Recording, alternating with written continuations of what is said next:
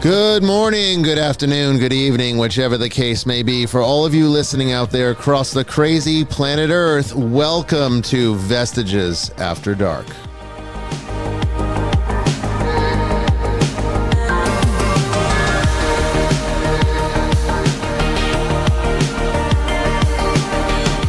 And I am your host, Bishop Bryan Ouellette, coming to you live from the deep woods of western Georgia on this March 11th, 2025.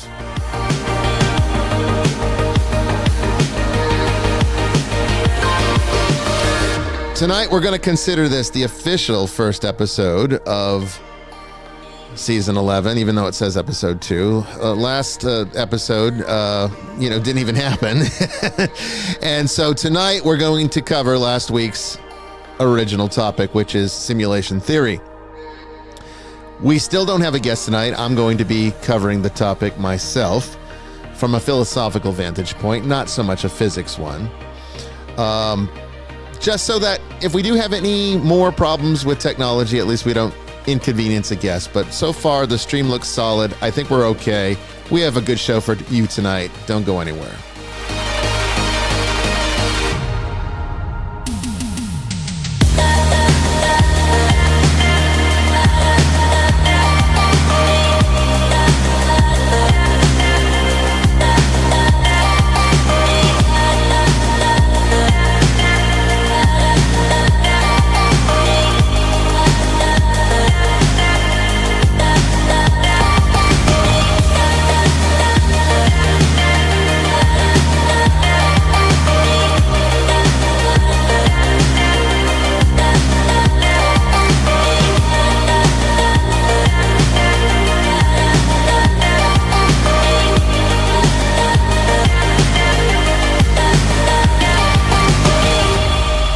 Well, hello, everyone. Once again, I'm your host, Bishop Bryan Ouellette, with my co-host, Jamie Wolfe. Hey. And we're here with you to give you a show that will hopefully last for 3 hours. No, we're good. We're good. I want to tell you what happened last week, just in case you were here and you tried to watch and you were like, what the hell happened to the show? Chaos. It was chaos. But what ended up, our bandwidth issues, there's nothing that can be done to fix that for this location. They just are what they are. So we're kind of stuck with the fact that we have bad bandwidth, which means that there's little tricks you can do with the administrative functions for the gateway and the actual connection to the internet ISP. And one of those things is to prioritize the bandwidth on the device that you're using, which hasn't worked terribly well, I must admit, over the last several attempts. Another trick is to turn off the bandwidth on all devices that you're not using that might still be connected, drawing bandwidth. And that's what I've done tonight. And that creates a nice, solid connection for the live stream. And that's what I did last week, too. Which was why I was so confused as to what was happening with this broadcast.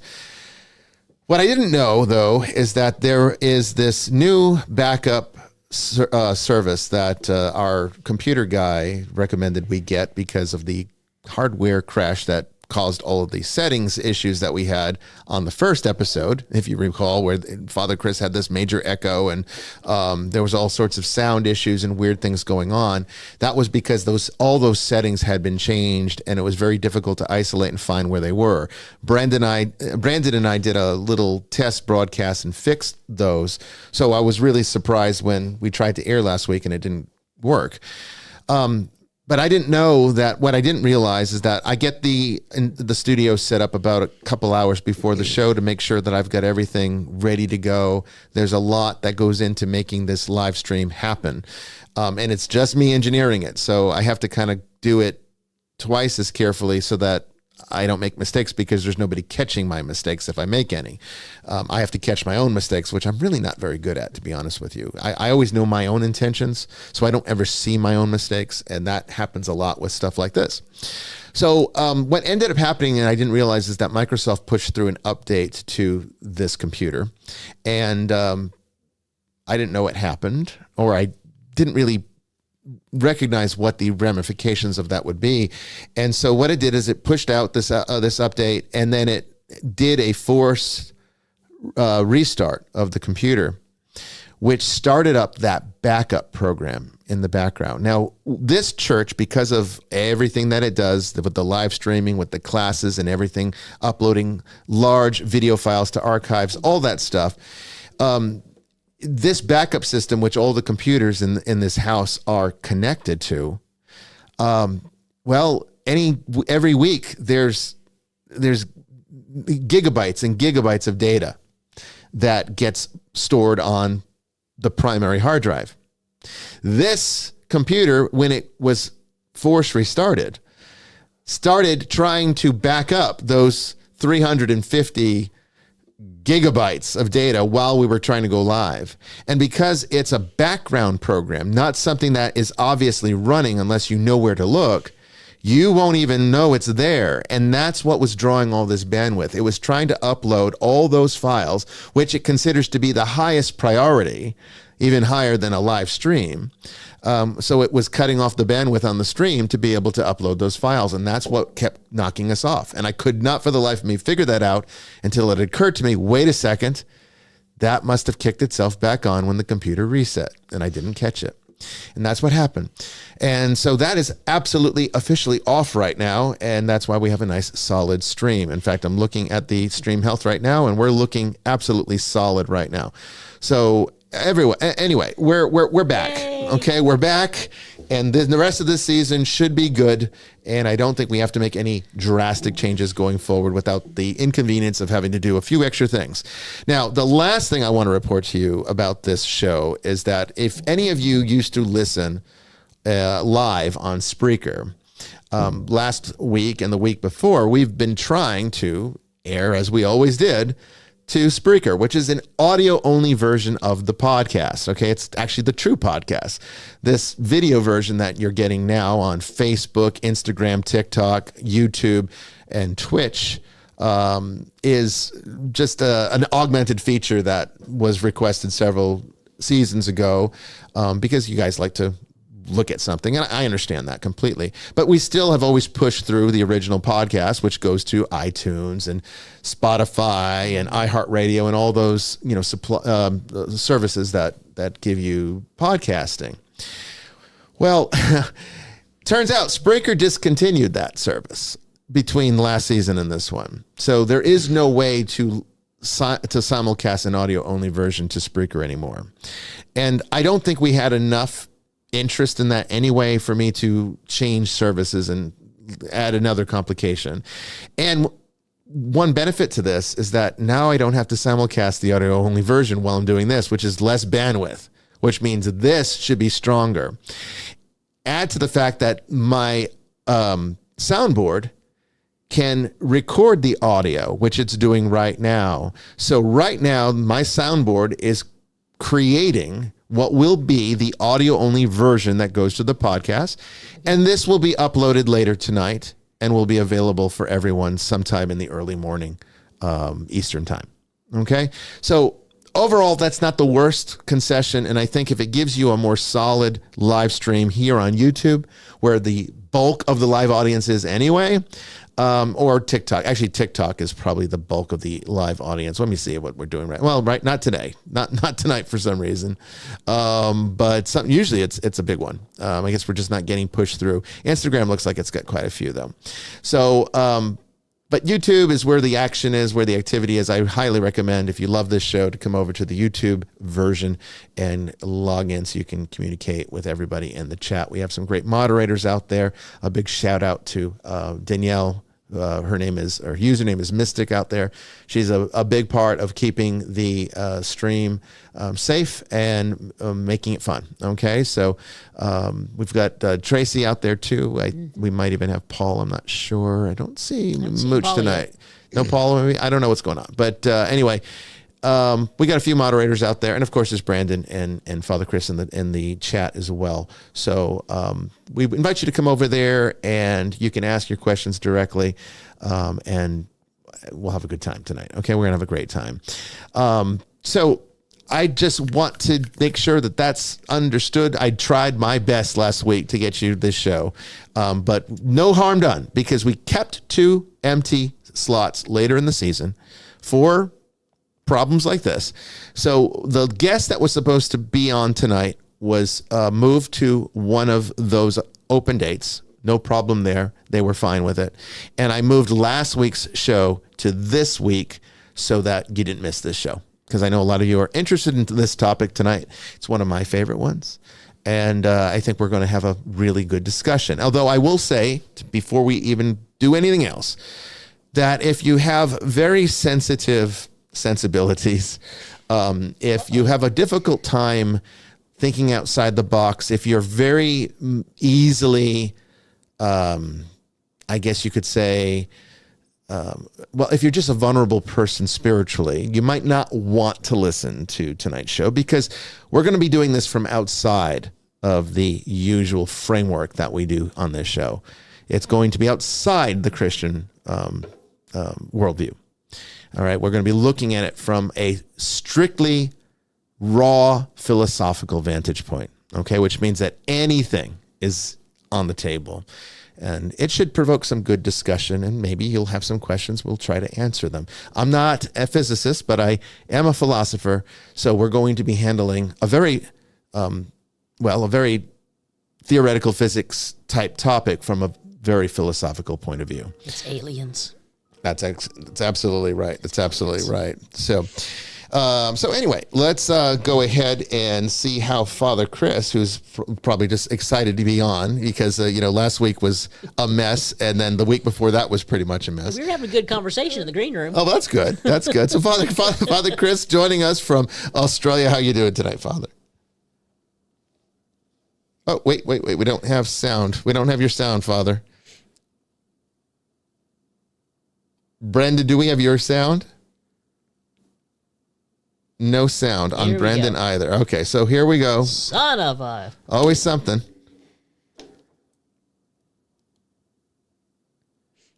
Try it now, Brandon. That did not work.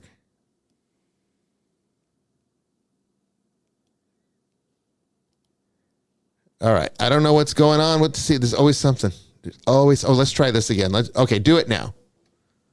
Can you hear me? I can hear you now. Okay, here we go. All right. Gotcha. Always something. Both y'all. Always Both y'all. something. Yeah, it was just one little minor. See, one little setting. And see, if I had an engineer, they'd catch this stuff before I would. But I can't. That was my mistake, actually. So go ahead, Father. How you doing tonight? I'm good. Yeah, no, I'm good. I'm enough of a physicist to hypothesize that some people might not have tuned in because your hour has changed. And so, it's possible. So your hour changes at a different time to, I think, Britain, and a different time to Australia, at least. I know those two. So yeah, it could be that. It could be. I mean, I think what's really important for people to remember is this is one of the main reasons to join the Nicoland Network. Our show pages go out. It's basically a newsletter for everything we do. Predominantly a newsletter for the church. Okay, but it's a newsletter for everything we do, and all of our streams are published there for upcoming streams and everything else. And if you subscribe to the show page and actually RSVP to it, it will remind you in your time zone when it's going to air. You'll never. And if you subscribe on YouTube, it will as well. Oh, will it? Okay. Well, there you go. YouTube as well. Yeah. Okay. So people should subscribe. So anyway, that's just a plug for people to subscribe. It is. I'm good. We're kind of, the season's changing slightly here. So we're going into autumn here, to fall. Yep. So the weather is it's been a bit more rainy and a bit more humid. So so my air conditioning has been getting a workout because I can't stand humidity. So, tell me about it. So, I grew up in Manchester, the wettest place on earth. Oh, so but and of course we're also hotting up for election season here, so it'll be a nice break from politics to talk pure philosophy. Amen. This episode. So I'm looking forward to It it. is definitely pure philosophy. I mean, it's not going to be a very comfortable episode for people that have weak sensibilities with religion. It's definitely not. It's going to challenge your perspectives on things. And You should also tell them why philosophy is the underpinning of theology. So I've noticed that there's a lot of Twitter wars going on at the moment. Maybe not new. It's all in America between Protestants and Catholics, and a lot of the sort of Protestant sort of soundbite things they're putting on there just belie the fact that there's a lack of philosophy behind how they approach biblical reading and all the rest of it. So I think this is a worthwhile thing to do for people just to sort of think about how they think.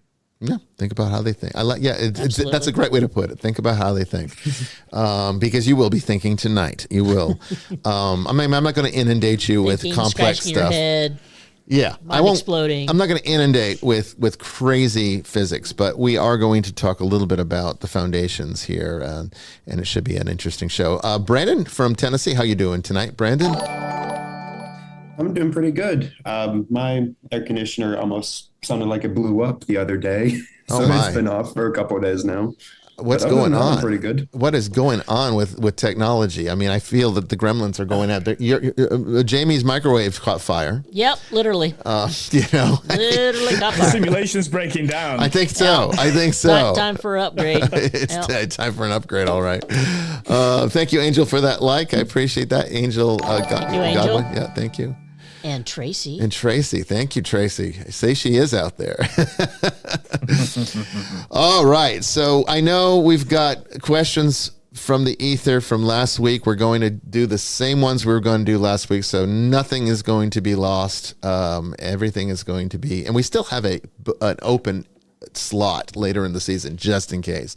We should just leave it that way and just make it open lines, open topics if we don't need it. But anyway, Brandon, let's go ahead and get to the first one. BDEX, thank you for the like.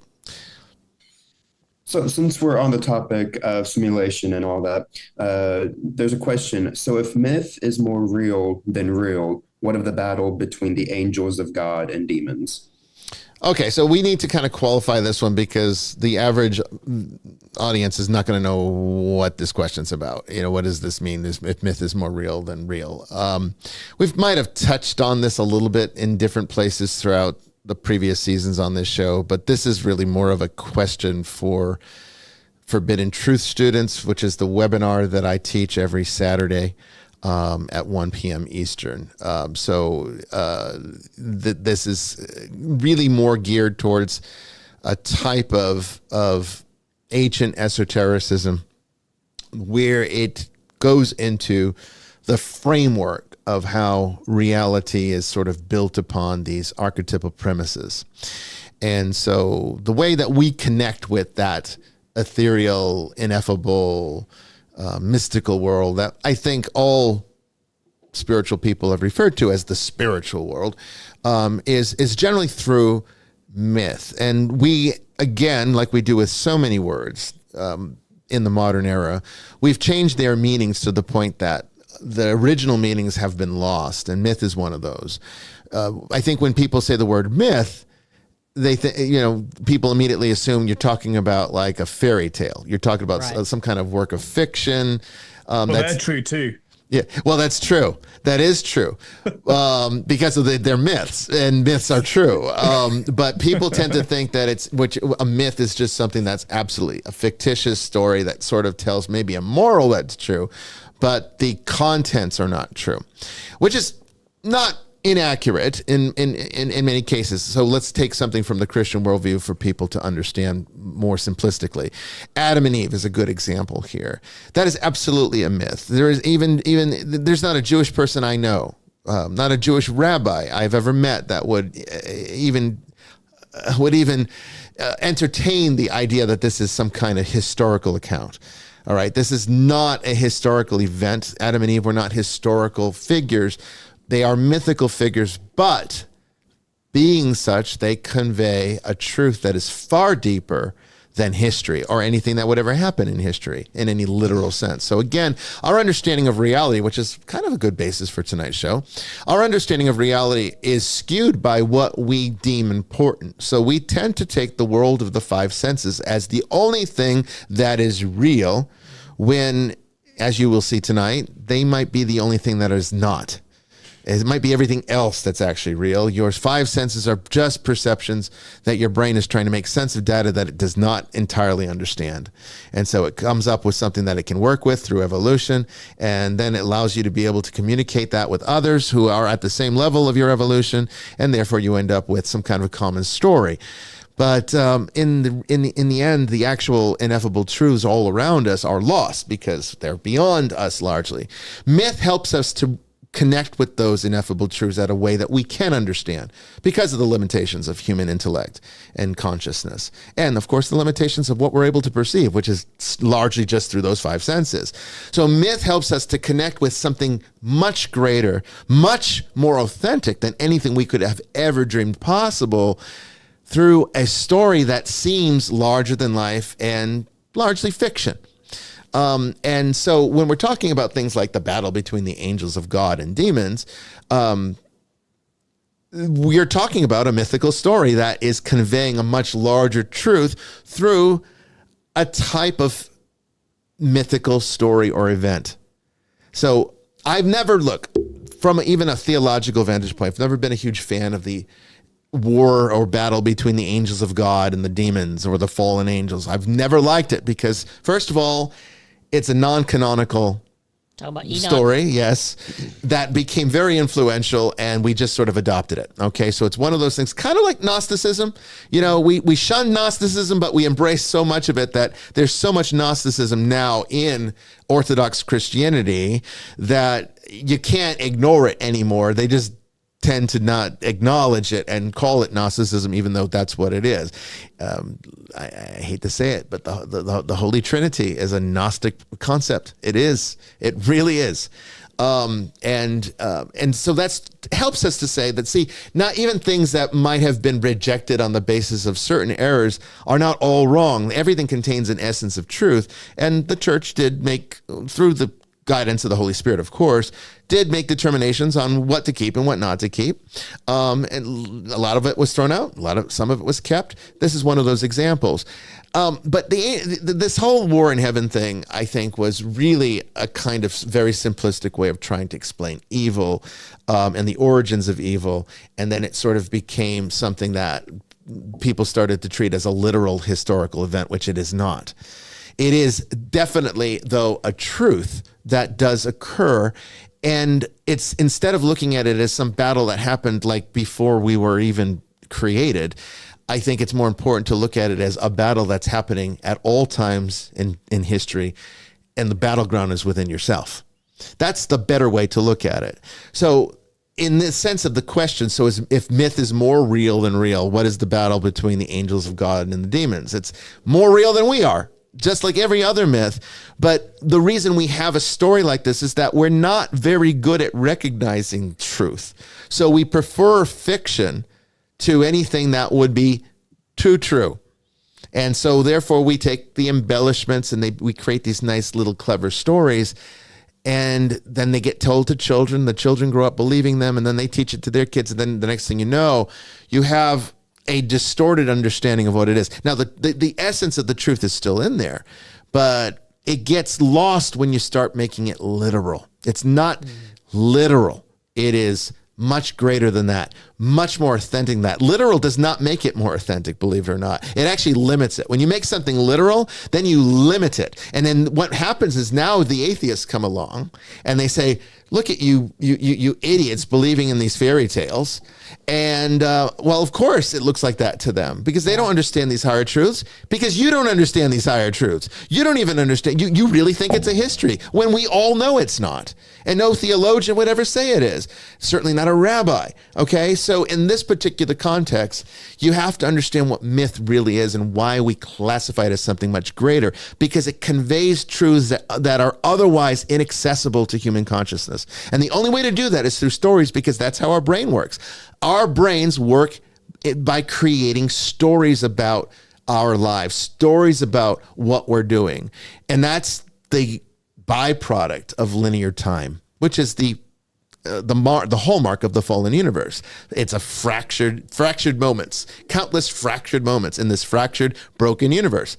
Instead of the one whole moment of perfection in the presence of God, which is eternity, we now have these broken moments that come into being and then fall out of being. And so we're lost in this entropy where everything's just energy just fading away from moment to moment to moment.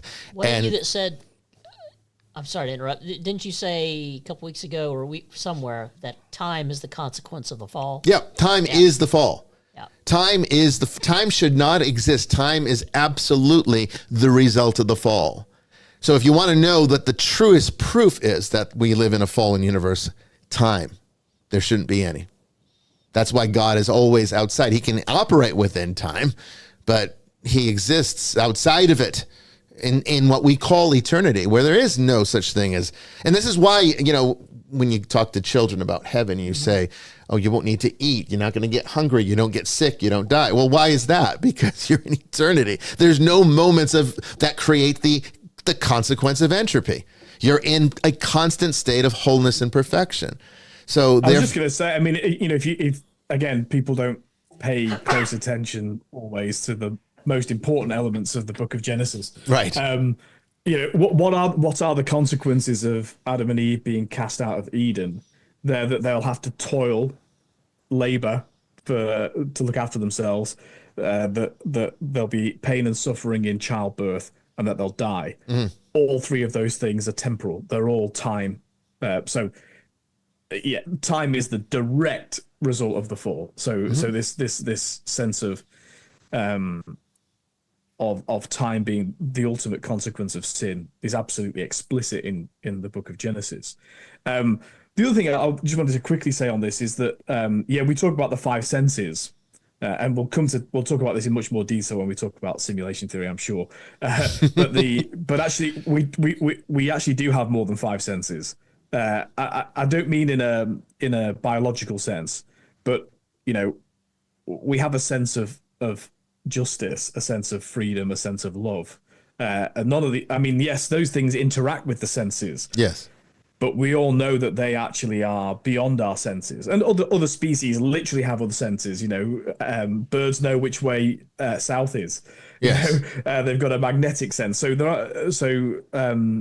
in other words, I'm just trying to support your idea that things beyond what are those five senses are just as real as the things that our senses, in fact, more real than the things that our senses perceive. And then also, the final thing, and I'll only say it and then shut up because we could spend an eternity talking about it. This is why no pun intended, right? This is indeed, and we will, by the way, we will. We will. But the that's why the ultimate, when people say or have synchronistic, but all religions are the same. No, there is a uniqueness to Christianity, which is we believe in the incarnation, and that's where not only have we come from all eternity and have to existed in time, but God, who is beyond all eternity, has entered into time and space in a particular, and that's the unique moment. That's the pivot point of history, because it's the point at history that leads us back to eternity. Well said. But I don't want to say more than that. No, it's well said. It actually kind of goes with what David Jenkins is talking about in this chat. He says, what about if we want to eat? I mentioned how we won't need to eat. We won't get hungry. Hungry is a product of entropy again, which is a product of time, which is the product of the fall.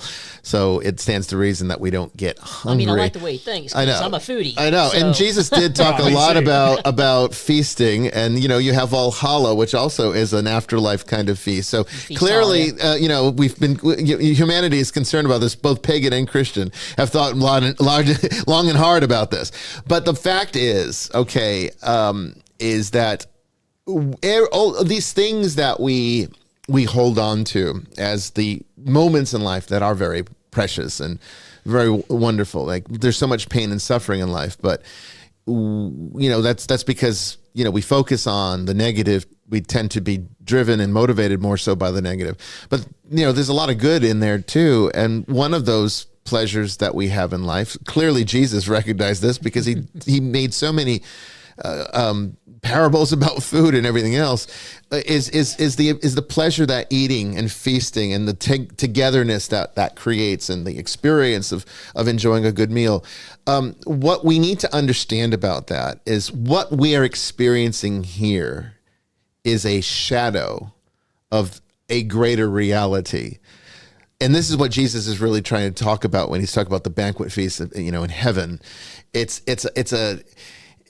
what we're doing now, even the Last Supper itself, is just a shadow of some greater reality, right? And even so, Adam and Eve ate in the garden. Yes. Again, going back to the great myth, you can eat of any of the fruits of these trees. Yes. Just not that tree. Just right? not that one. Yeah. And this is before they're told that they'll die. So in other words, their eating doesn't depend. Oh, sorry, their life continuing doesn't depend on them eating. Right. Yet they still eat. That they still eat. So I'm hopeful, David, that I'll still be able to enjoy Stilton and prosciutto and. There'll be let's just say that there'll be higher expressions of what these are shadows of. Yeah. Let's just say that. But yes, think about what eating is symbolically. It is literally taking in the reality of something so it becomes part of you. That's what heaven's all about. Okay. But doing that in a much more deliberate way, not through a symbol like eating, but doing it through actual experiential reality. So there's a lot, and it will lead to total satisfaction, not partial, right? Temporal satisfaction, and it won't be to satisfy survival or hunger, because those things are not going to be relevant in a state of perfection. So lots to look forward to there. All right, Brandon, what's our next question? I did have kind of a statement on the question. Was going back to the battle of like the angels and demons. It took me years to then ask that if the battle happened, say, and entered the garden, say, and tempted Adam and Eve, then it's no longer our fault that the world fell. Mm-hmm. We can now push the blame onto something else. Mm-hmm. Well, I mean, you can't, because that's the problem with looking at the serpent as Satan and not Yetzirah. This is why the Jewish understanding or the Jewish theology is far superior to what became the standard concept in Christianity. Because yes, when you do see it as the devil, then you have to ask yourself it creates major problems. The first problem is, what the hell's he doing there? If evil started with the fall, then why was there evil there before that? Then that would mean we're not responsible for evil. That's something else. That's number one. And Christians have kind of said that. I mean, there are Christian theologians that have said that we're not really responsible for evil. We're responsible for partaking in it. So, okay, fair enough. But now it creates a much greater issue. You got two innocent children, right? God's two innocent children, Adam and Eve, pretty much the equivalent of toddlers as far as a God is concerned. All right. So we can look at them as his children in the truest sense. And you're going to put them alone with your arch nemesis, the devil. That's not going to bode well. I mean, nobody would leave their kids with a child predator, and that's kind of what is being done here. And the worst case scenario happens. He has his way with them. Which leads to an entire broken universe, which is pretty much a big deal. So you have to come back and say, well, why would God have let that happen? Well, you can get into happy fault, and that's all beautiful. I understand, all of the theological arguments that sort of kind of explain this away, but we don't even need all that. I mean, we do to a certain extent, because it also kind of introduces the importance and need of Jesus and how this is all part of God's design to come to realize him in a deliberate way, freely, without being sort of coerced or by our nature just having done it. It's something that we choose to do. It's all very important. However, the Jewish understanding makes it far more simple, is that it's not the devil in the garden. It is our fault. It's our proclivity to choose to do the wrong thing. Mm-hmm. And that's it. And freedom gives you that. You don't have to be broken to have that. It's just a perfect person would know the difference between right and wrong and always choose to do the right thing. And we chose to be less than perfect in that moment. Now, you could say it was ignorance that did it, and that's where the happy fault part comes in for me. However, as far as the Jewish understanding, I think it makes far more sense, because it's not, you can't pin the blame on some supernatural force that's so much greater and wiser and more clever than you are. You can just simply say, this is the fallen nature, I gave into it, which is the same battle we deal with every single day. We're always living the Garden of Eden inside. And that's kind of how Jewish rabbis would look at it, particularly today, in a more enlightened context, which takes that blame aspect away, in my opinion. Now, I know there's going to be Christian theologians that hate what I just said. They need that to be the devil. And hey, all the power to you. But it didn't start out as the devil. It became the devil through Christian teaching. It did. It was never the devil in the Jewish world. Okay, so I kind of think it's their story. We sort of appropriated it and changed it. If you're going to use it, which is fine, because we do see our scriptures as the fulfillment of theirs, then at least acknowledge the way they recognize those scriptures, to the extent that there's no conflict. And really, the only conflict between Judaism and Christianity is the recognition of who's the Messiah. That's really it. I mean, yeah, they've got different cultural things because let's face it, Christianity is largely a Greek culture, or originating in Greek. I mean, there weren't many Jews that became Christians. It was much more attractive to the pagans. To push back slightly on that, I think that's true of Catholic and Orthodox understandings of Christianity. I think there is a radical difference between the sorts of Protestants that essentially reject works completely. Yeah. Because what is common to Orthodoxy, Catholicism, and Judaism is we believe that, how do we know if someone's good or has faith? They do good things. Mm-hmm. So now that's common to Judaism, Orthodoxy, and Catholicism.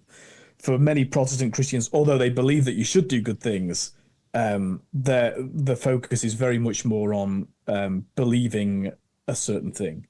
Right. For Catholics, it's both. So I think there are differences between many people listening to this show who think, well, I'm a Christian and I don't think I don't think I'm like the Jews. Well, it's probably because you've been steeped in a particular Protestant view of salvation. Mm-hmm. Oh yeah. Yeah. That's true.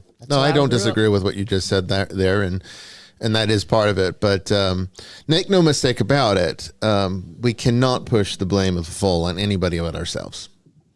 No. Nor should we want to. Oh, happy fault.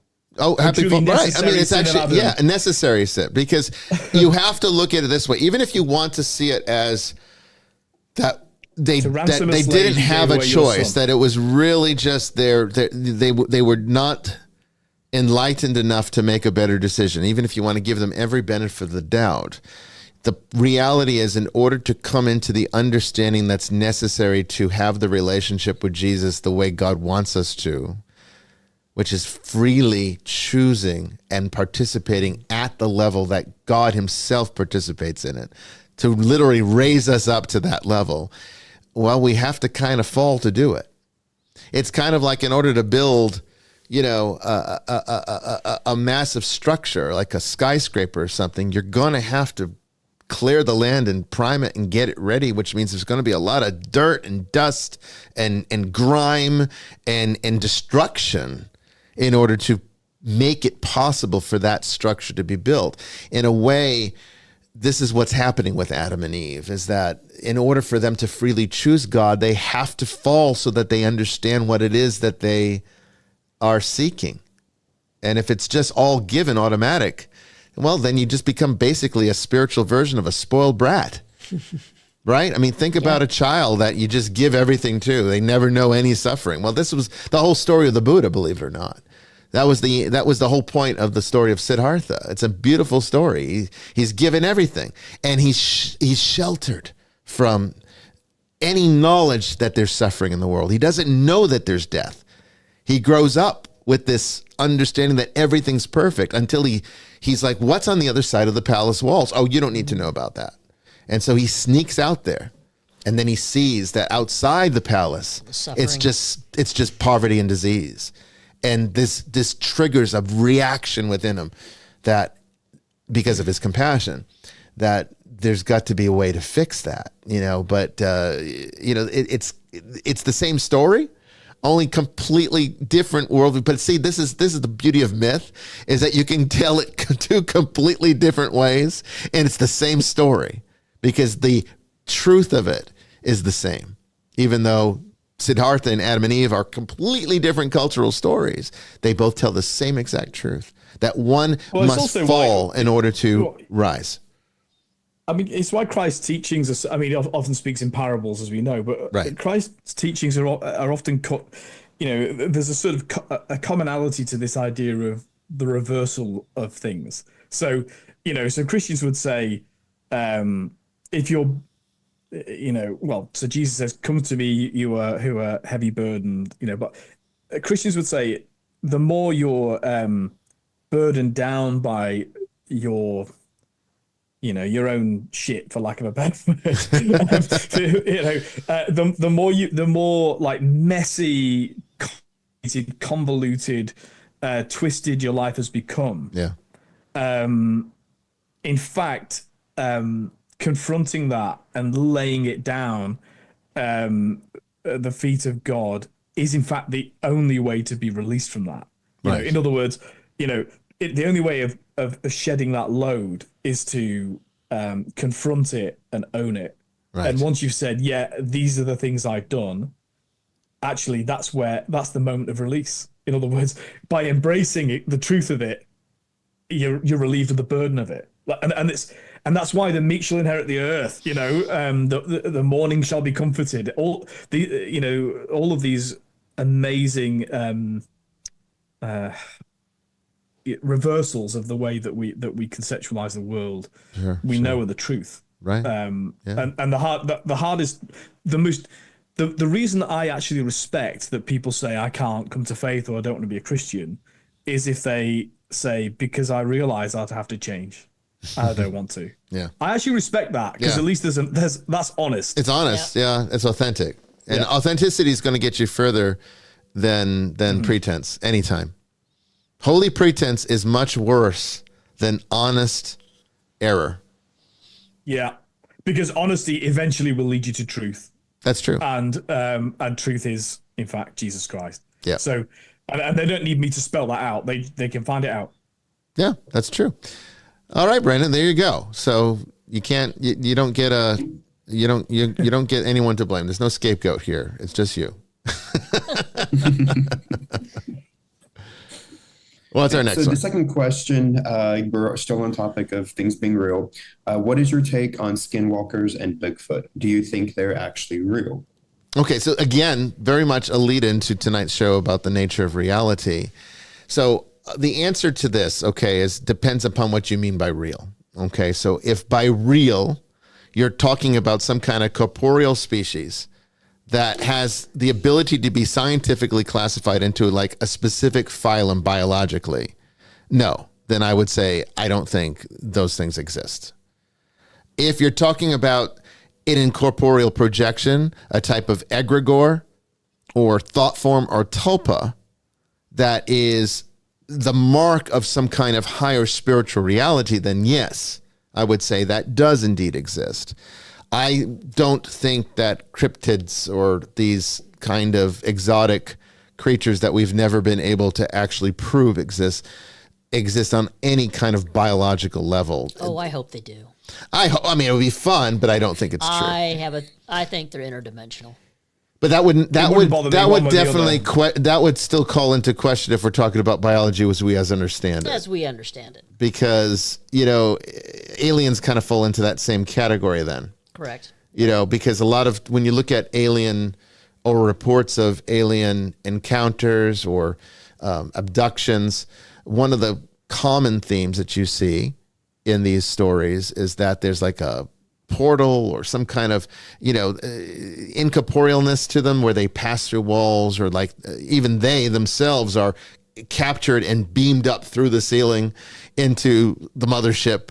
It looks like the laws of physics as we understand them no longer apply, which would make it, or I would say you could argue that biology no longer applies in the same way. There is a lot of physical evidence that has been collected over the years, but nothing to definitively say it exists. But no more than a ghost or a demon. Do demons leave footprints? There's been reports of stuff like that. I mean, They leave scratches. Scratches. Yeah, I mean, yeah. there's physical marks. So we've got hair samples that have come back hominid, but they can't prove it's not any classified species. bite of marks. Hominid. Yeah. There are bites in demonic possessions. So, there's things of that nature that That's interesting. I would say that I don't think you'll ever going to be able to. Let me put it this way: I don't think you'll ever find a Bigfoot or any kind of these, a skinwalker or anything, and then one day we're going to have Surely with phylum. like a helicopter with a heat detecting camera can find a crook in the middle of a forest by the heat signature. So if you've got a mammal, we don't know what it is. Surely we could find it. right. So it's got to be operated by some process Life would that's be more not interesting physical. if it did exist. Don't get me wrong, but, Yeah. but Oh, yeah. I mean, fingers these are not crossed. existential problems. There's got to be some kind of I think it's operating very much like how angels operate, where they can take on physical characteristics, but that's not their nature, which would put it more into the ethereal category, not a biological creature. I don't think we could say that angels are biological creatures. They don't have it's not a species in the sense that we could classify it scientifically and say, well, okay, here's their DNA. And not corporeal. Yeah, I think that whatever Bigfoot and skinwalkers and any of these cryptids are is something that would be akin to an elemental, something that does not have corporeal features, but has perhaps corporeal capacity, limited corporeal capacity, which might be why they're so hard to capture or find or encounter, because you're dealing with something that's not entirely there in the way that we are there. And that would explain why they seem to come and go, and there's some marks, but not really, and Never found a body. And then when they claim they do, it's always a hoax. Yeah. Yeah. So I think it's in that category. So that's how I look at it. I mean, Interesting. that's just my opinion, though. I mean, I'm not giving you an official statement here. I mean, I'm not a cryptid researcher. All right, Brandon, we got to find a cryptozoologist. Well, we've had one on, Yeah, we did. and he sweared that it was a physical creature. Yeah. I asked him that question. I said, "Do you That's right. think Let's it's find like him some again. kind of Is it David something or other? something?" We should have him back on. He was Yeah, doing he's like a a good dude. documentary, Yeah, and that he's was a a good few dude. years ago. So Yeah. it's probably, he probably has more to talk about. But I mean, I asked him point out absolutely plainly. I said, "Do you think that these are like some kind of thought form or spiritual creature, or do you really think it's an actual biological physical being?" And he said he believed they were biological. He did. So, and he probably knows more about than I do. I hope it's physical because too. Oklahoma has a $3 million bounty on Bigfoot, and we're pretty armed, so I want that money. All the more that bounty. reason that probably would have been found by now. I would have found it if there's $3 million on it. I'll come I'm over trying and to I'll kill find any it. of You'll them. find it. I would like to see Let's go get it. Let's go do that. We'll make an agreement that 66% goes to the church for finder's fee. There's your documentary. And the other 33% we can spend on liquor and good food. You take care of the food, I'll take care of the ammo and the type of weapons. Yeah. I got that covered. All right. What's our next one, Brandon? So the next one is I came across the verse from 1 Corinthians 15 that states that Jesus died and rose according to the scriptures. Which scriptures is this referring to? I cross-referenced this with a website that had all of the 351 prophecies that Jesus fulfilled, and a lot of what it had listed weren't even prophecies. And to add, within Judaism, I'm finding no such scripture of a Messiah dying and rising because their Messiah is said to be a human ruler. Okay, so this is an interesting point where you're starting to see how Christians were forming their own, unique identity away from the Jewish worldview, because Christians and Jews do not, as we said before a few minutes ago, do not recognize the Messiah the same way. Okay, which is why we recognize the Messiah as Jesus, and they're still waiting. Okay, and this is what predominantly divides us. There's other things, there's cultural things, but there's nothing that's more significantly divisive in terms of how we see the mutual religion than this, okay? Because we see the Messiah as Jesus and they don't. And Christians have always, as they were forming this unique identity, even right back to Paul's time, okay, have always interpreted that certain specific messianic prophecies in the Old Testament as being applied to Christ. Okay, so when Paul's referring to this, he's talking from this Christian mindset that says, these are the things that we've been waiting for, and Jesus is who that is. And so this became part of the church even to this day, that we still look at these prophecies, the messianic prophecies in the Old Testament, say this is talking about Jesus.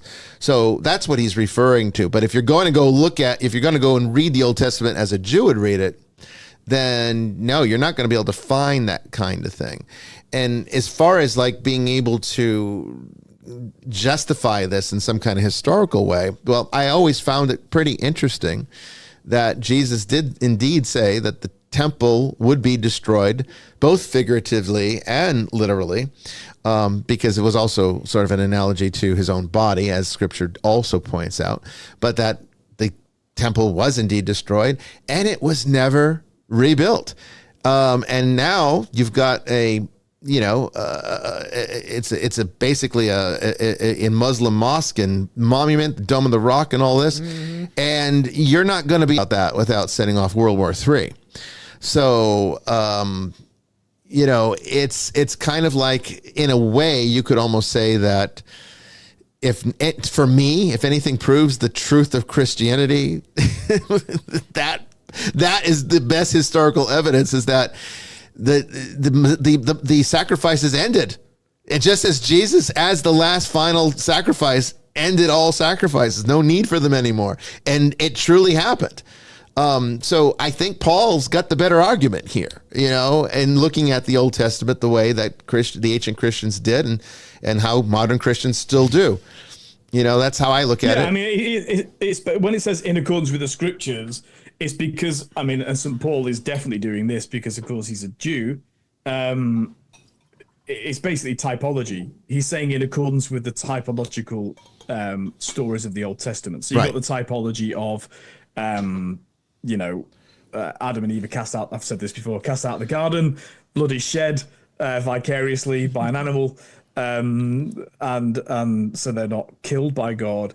But that's how their sin's dealt with. You've got the typology of Isaac being taken up by Abraham to be offered, and then the ram is provided, and that's sacrifice. So that's what it means by in accordance with the scriptures. Mm-hmm. And then you have temple sacrifice, where again there's vicarious shedding of blood for sins to be forgiven.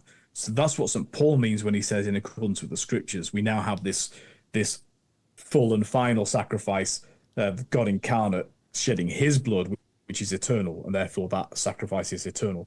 So that's what it means by in accordance with the scriptures. It doesn't mean that, here's this passage in Isaiah where it says the Messiah will come under the reign of Pontius Pilate and will die on a cross and be resurrected. Because if it did say that, it probably wouldn't have happened. Yeah, I agree. Right. Yeah. Yeah. So, yeah. You said it well. No, that's exactly right. Sandra in the chat. I might have written a thesis about it. Yeah, you probably did. There we go. Sandra in the chat. That's about 5,000 words put into one paragraph. Well, I think you did it quite well. Now, Sandra in the chat is asking, I guess from the previous question, what's the difference between egregores and tulpas? Quite easily. Egregores tend to be something that gets into the mass consciousness that multiple people experience, where tulpa tends to be something that is more unique to one person.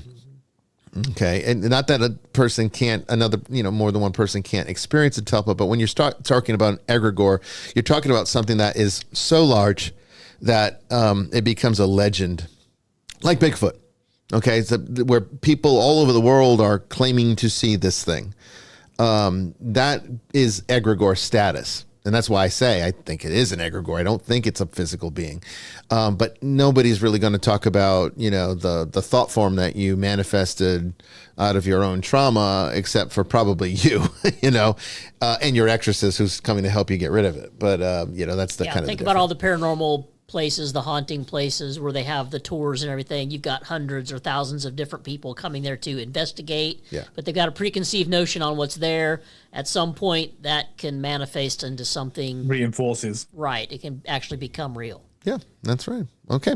Well, that's the top of the hour here, so we're going to take our first break.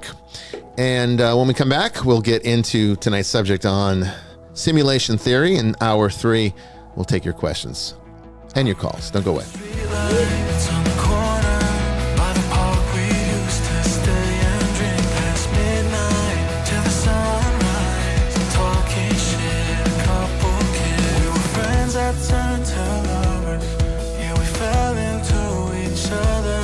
But our love burned out like a cigarette. And I'm wishing that I would have said, I hope you're happier now. Now that I'm gone, moving on. I know you wish I was burning in hell. And all you want is the memory left. And I still think about you sometimes when I'm fucked up in the middle of the night. I know you wish I was burning in hell, but I still wish you well. I hope you're happier now.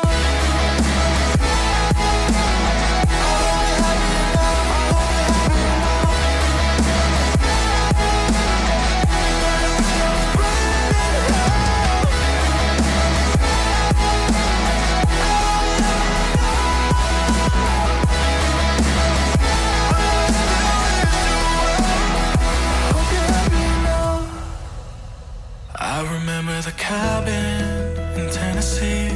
We got so high we cried, and you looked like heaven in the passenger seat. But life just passed us by, 'cause we weren't meant to be. But you still got a piece of me. Ooh, and I know you hate my guts, but I swear I mean it, love. I hope you're happier now.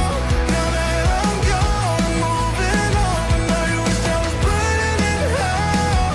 And all you want is the memory left. And I still think about you sometimes when I'm fucked up in the middle of the night. You wish I was burning in hell, but I still wish you well. I hope you're happier now. I hope you're happier now. I hope you're happier now. I hope you're happier now. I hope you're happier now. I hope you're happier now. I hope you're happier now. I hope you're happier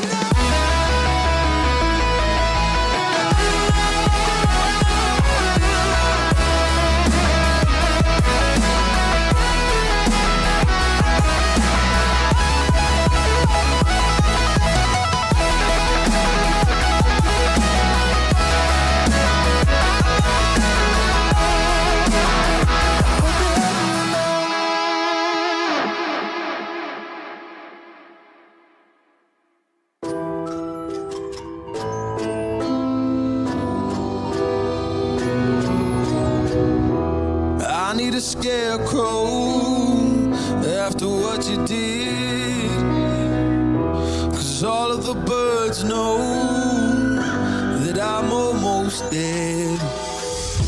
I'm barely breathing, I'm barely awake. You left me in pieces, there's no more to break. Don't wake me up, not in this century. Don't wake me up, 'cause you're just a ghost inside my head. You're just a ghost, you're never there. You're just a memory on my lips. inside my head.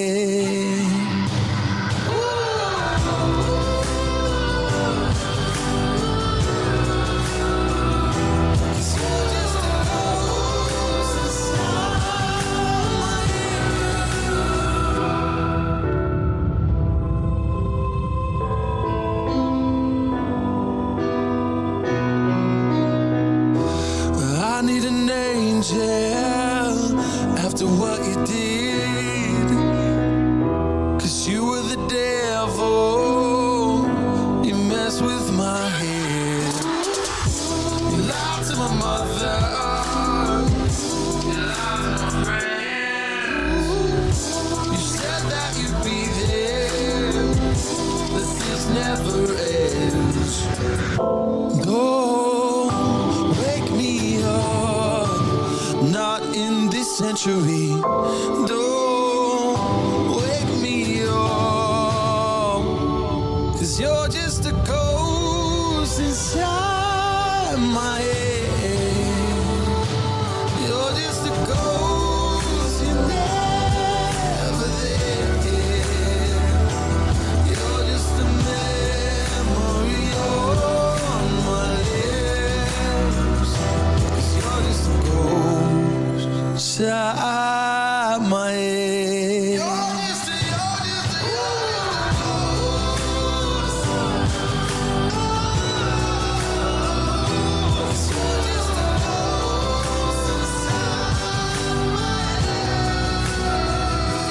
You're just a ghost inside my head. You're just a ghost, you're never there. 'Cause you're just a ghost inside my head. You're just a ghost, you're never there. You're just a memory on my lips. You're just a ghost inside my head. Oh, you're just a ghost inside my head.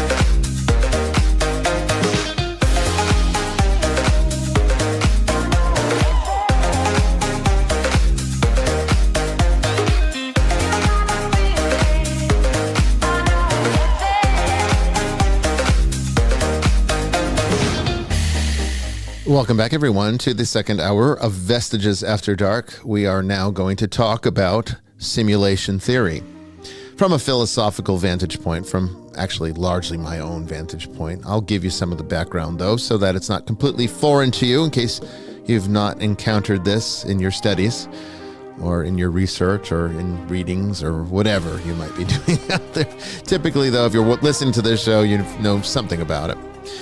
It's an interesting theory, kind of disturbing, lots of disturbing implications, and we're going to talk largely about that tonight. I'm looking forward to it, and I think you will really find it quite interestingly disturbing, so don't go anywhere.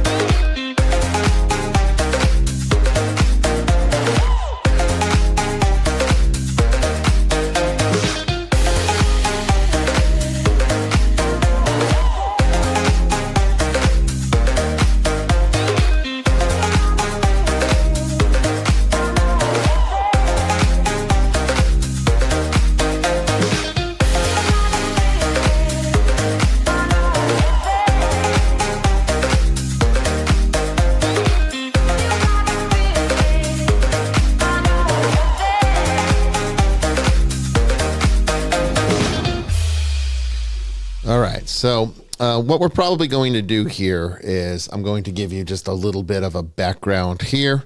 Bear with me. I'm not going to give a full lecture on this, but I am going to give you a lot of the background so that you have some kind of understanding as to what you're going to be.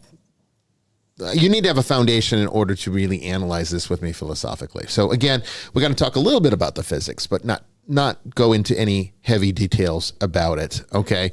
Because I don't want to inundate you with a lot of... You'll lose most of us. Yes, and I don't want to do that. And I'm not a physicist. I mean, there are physicists out there that could talk about this topic with much more intelligence than I can. I'm going to tackle this from a philosophical vantage point, okay? And that's the thing that I think is the most useful here. So bear with me, okay? Bear with me.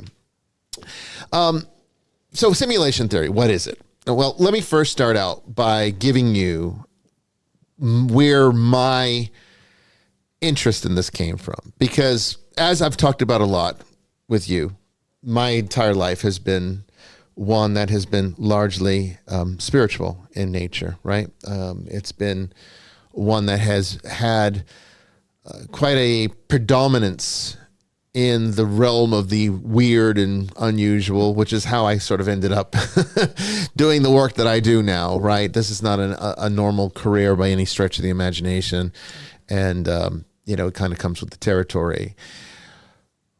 And I've talked a lot about some of the strange things that have happened in my life, okay, which can all be, of course, written off to supernatural types of encounters, visions, miracles, whatever.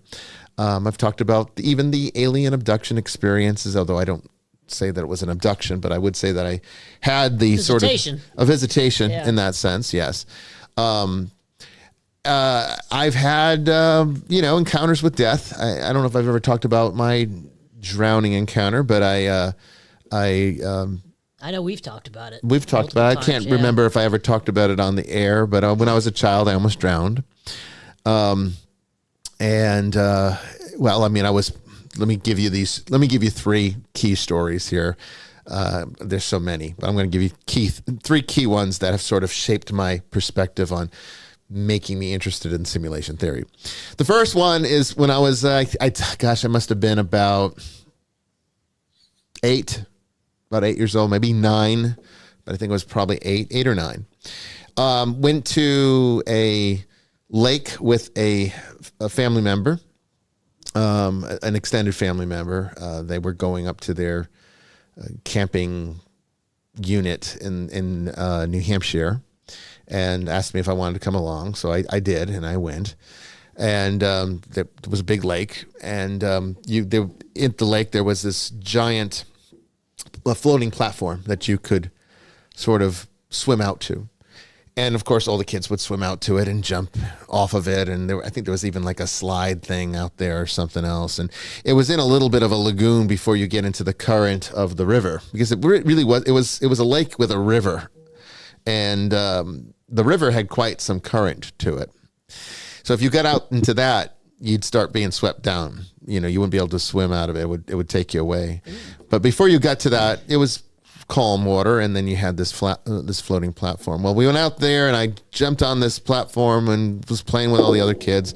When my family member, who was kind of like, do you ever see the movie The Good Son with Macaulay Culkin and the Hobbit there? What's his name? You know what I'm talking about? Yeah. I can't remember his name. That guy. Somebody. Thank you. Elijah Wood. I see his face. I couldn't think of his name. Yeah, I just can't. I think of the Hobbit. They did a movie together when they were kids, where Elijah Wood's character was like this good kid. I was just going to brush past the fact that I actually had some pop knowledge. Yeah, that's good. Yeah, that's good. Well done. Sorry. Well done. Yeah. Anyway, basically, Macaulay Culkin's character is like this. He's got this death wish. He's like this kind of antisocial, oppositional, defiant, conduct disordered kid. And, he's got a death wish. And I had a family member like this, and he pulls me underneath this platform. I couldn't find my way back out. It's very murky water. It was a very large platform. He pulled me all the way down. So I came up underneath it, and I could not find my way out of it. So I started drowning. I remember taking in water And I remember surprisingly, the feeling was not panic like you would probably expect when drowning. It was actually kind of peaceful, honestly. It's like maybe drowning's not such a bad way to go. Because I just remember it's like after the initial discomfort of taking the water in, it's just sort of like it's like very quickly lights out from there. And I started to feel like I was going to basically just fade away. When all of a sudden I felt what felt like very large hands, like larger than normal hands, grab me and lift me up out of the water and put me sitting on the floating platform, and then a big smack to my back, which made me expel all the water. There was nobody that did this. When I came to, I remember looking around, a little disoriented at first, and seeing the kids all were just playing around. And my family member was all the way out. He was like a third cousin or something. It was all the way back on shore. I have no idea what pulled me out of that. I don't know what it was. No one saw anything. No one even knew I was in distress. And I can't explain it to this day. Another story. I was about the same age. I did a lot of crazy shit as a kid. And I climbed this very tall tree, about a 4-story tree, went all the way to the top. What you're supposed to do. Yeah, I mean, I climb trees too, all the way to the top. Oh, yeah, all the way to the top of this thing. And, I was on my way down, and I slipped and went headfirst, crashing down. Right before I hit the ground, I stopped in absolute midair. And I remember being upside down and being like, why didn't I smack the ground? Because I would have probably broken my neck the way I was angled and the speed and the height that I fell from. It was truly about 40 feet. It was a very tall tree. And I looked up, the other way because I'm upside down.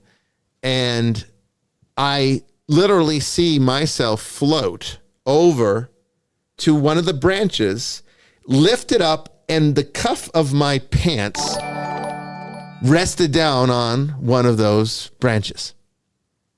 Thank you, Val. And I was just suspended there hanging from the branch. But I was moved over to it right before, like literally inches from the ground. Another story, less dramatic, not a death-related story. But I was, and you might remember, I think you were with us on this one. But we were going to a store on the way to dinner, and we had a friend with us in my car who was not used to I drive a Lincoln, and the Lincoln has very big, heavy doors, bigger and heavier than what most people are probably used to, a lot bigger and heavier than what this individual was used to. And so I pulled into the very tight parking lot. Georgia has this thing with tight parking lots. Everyone has these big ass freaking trucks, but we have these little tiny parking spaces here in Georgia. And so it doesn't work out very well. And this is not a good parking lot to begin with. Yeah, very steep and steep and narrow, condensed. Right? Yeah. You know where I'm going with this one. Yeah, I was there. You were yeah. there. And so I pull up next to a sports car, some kind of really beautifully polished sports car. Yeah, it was an expensive looking sports car. Yeah, it was. I don't remember what it was, but it was pretty expensive.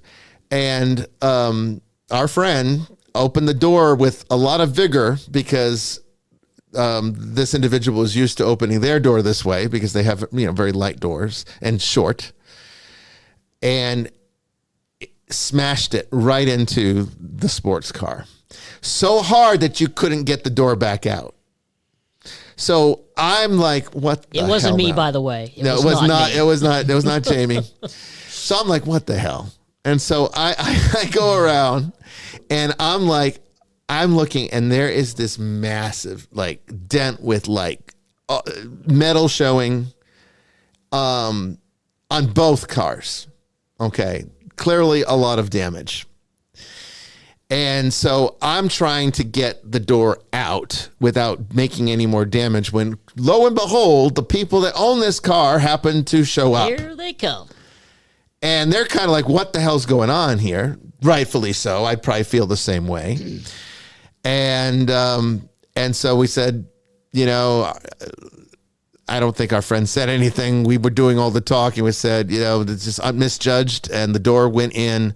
So he said, well, let me get into the car and try to back up. So he starts backing up, making it worse. Okay. So we're like, no, slow down.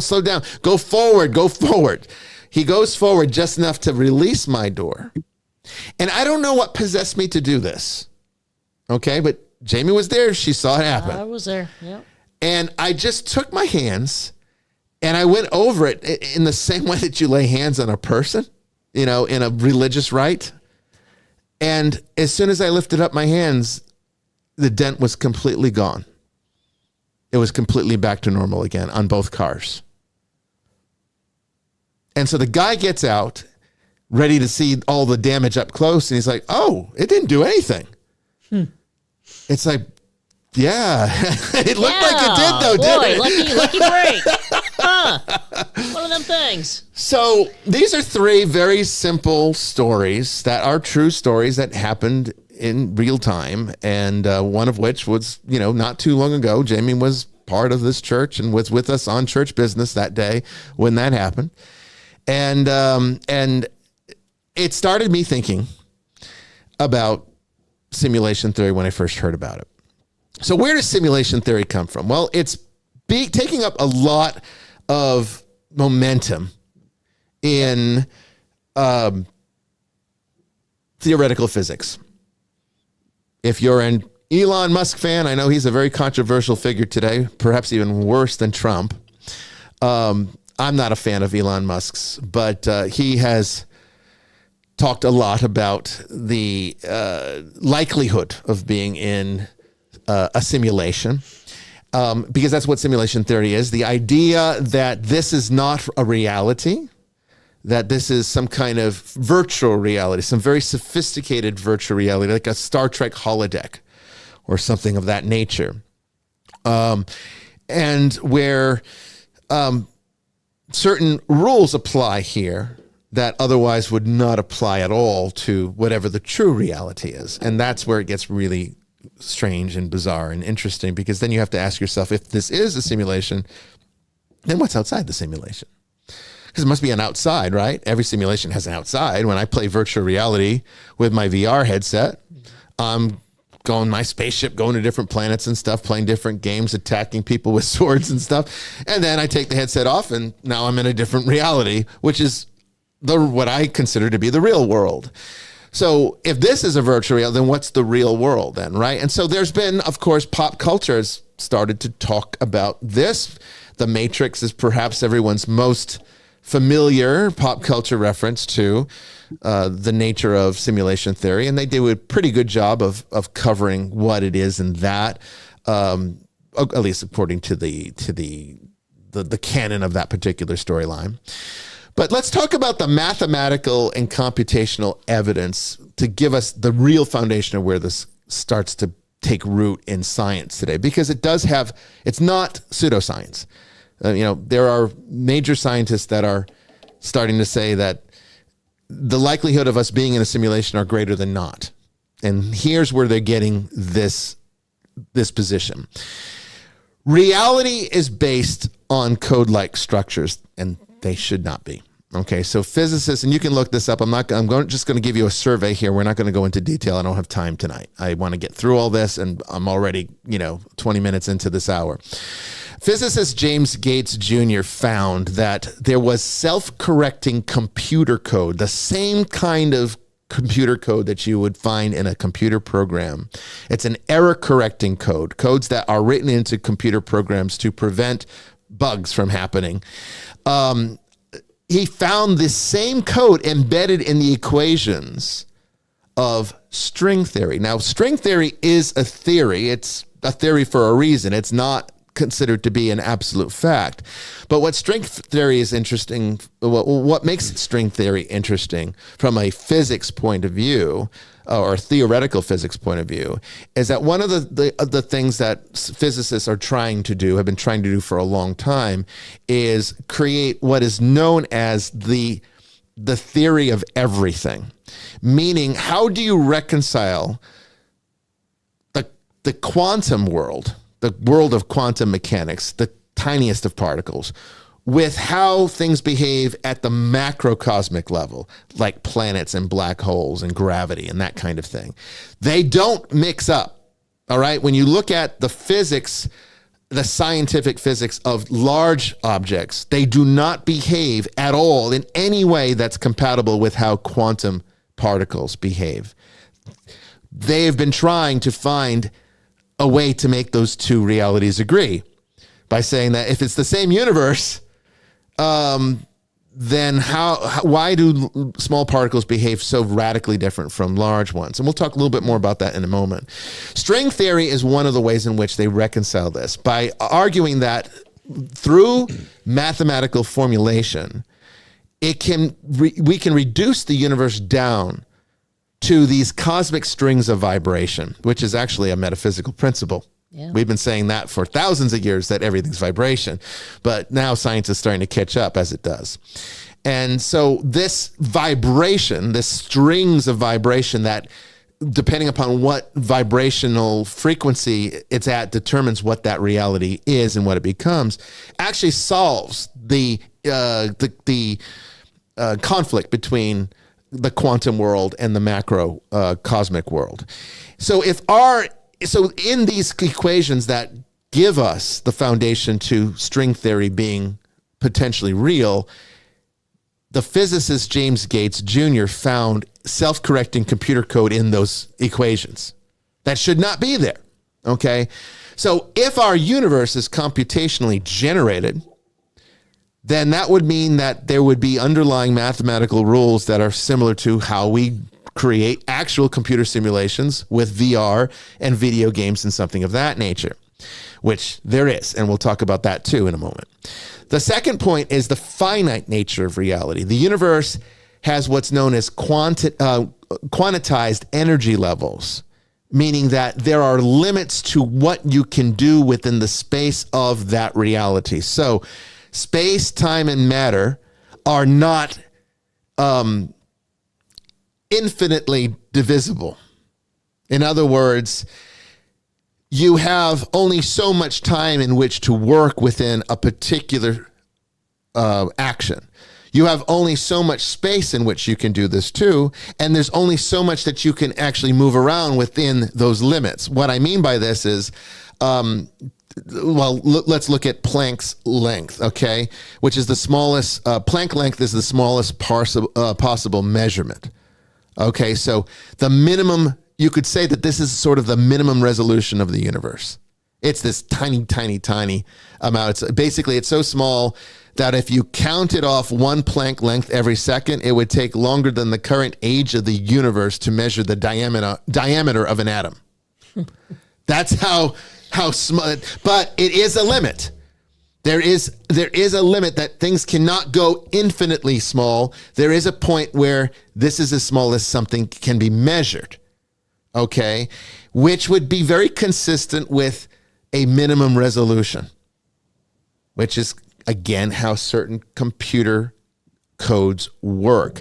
Then you have the speed limit of reality, okay? Which is light speed, right? Nothing can go faster than the speed of light, which is 186,000 miles per second.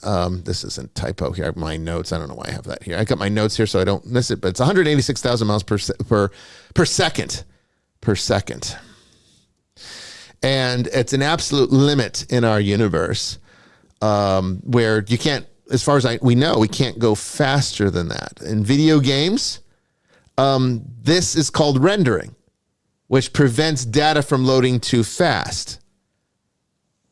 And we build that into the simulations that we create in video games. Why would our universe need one?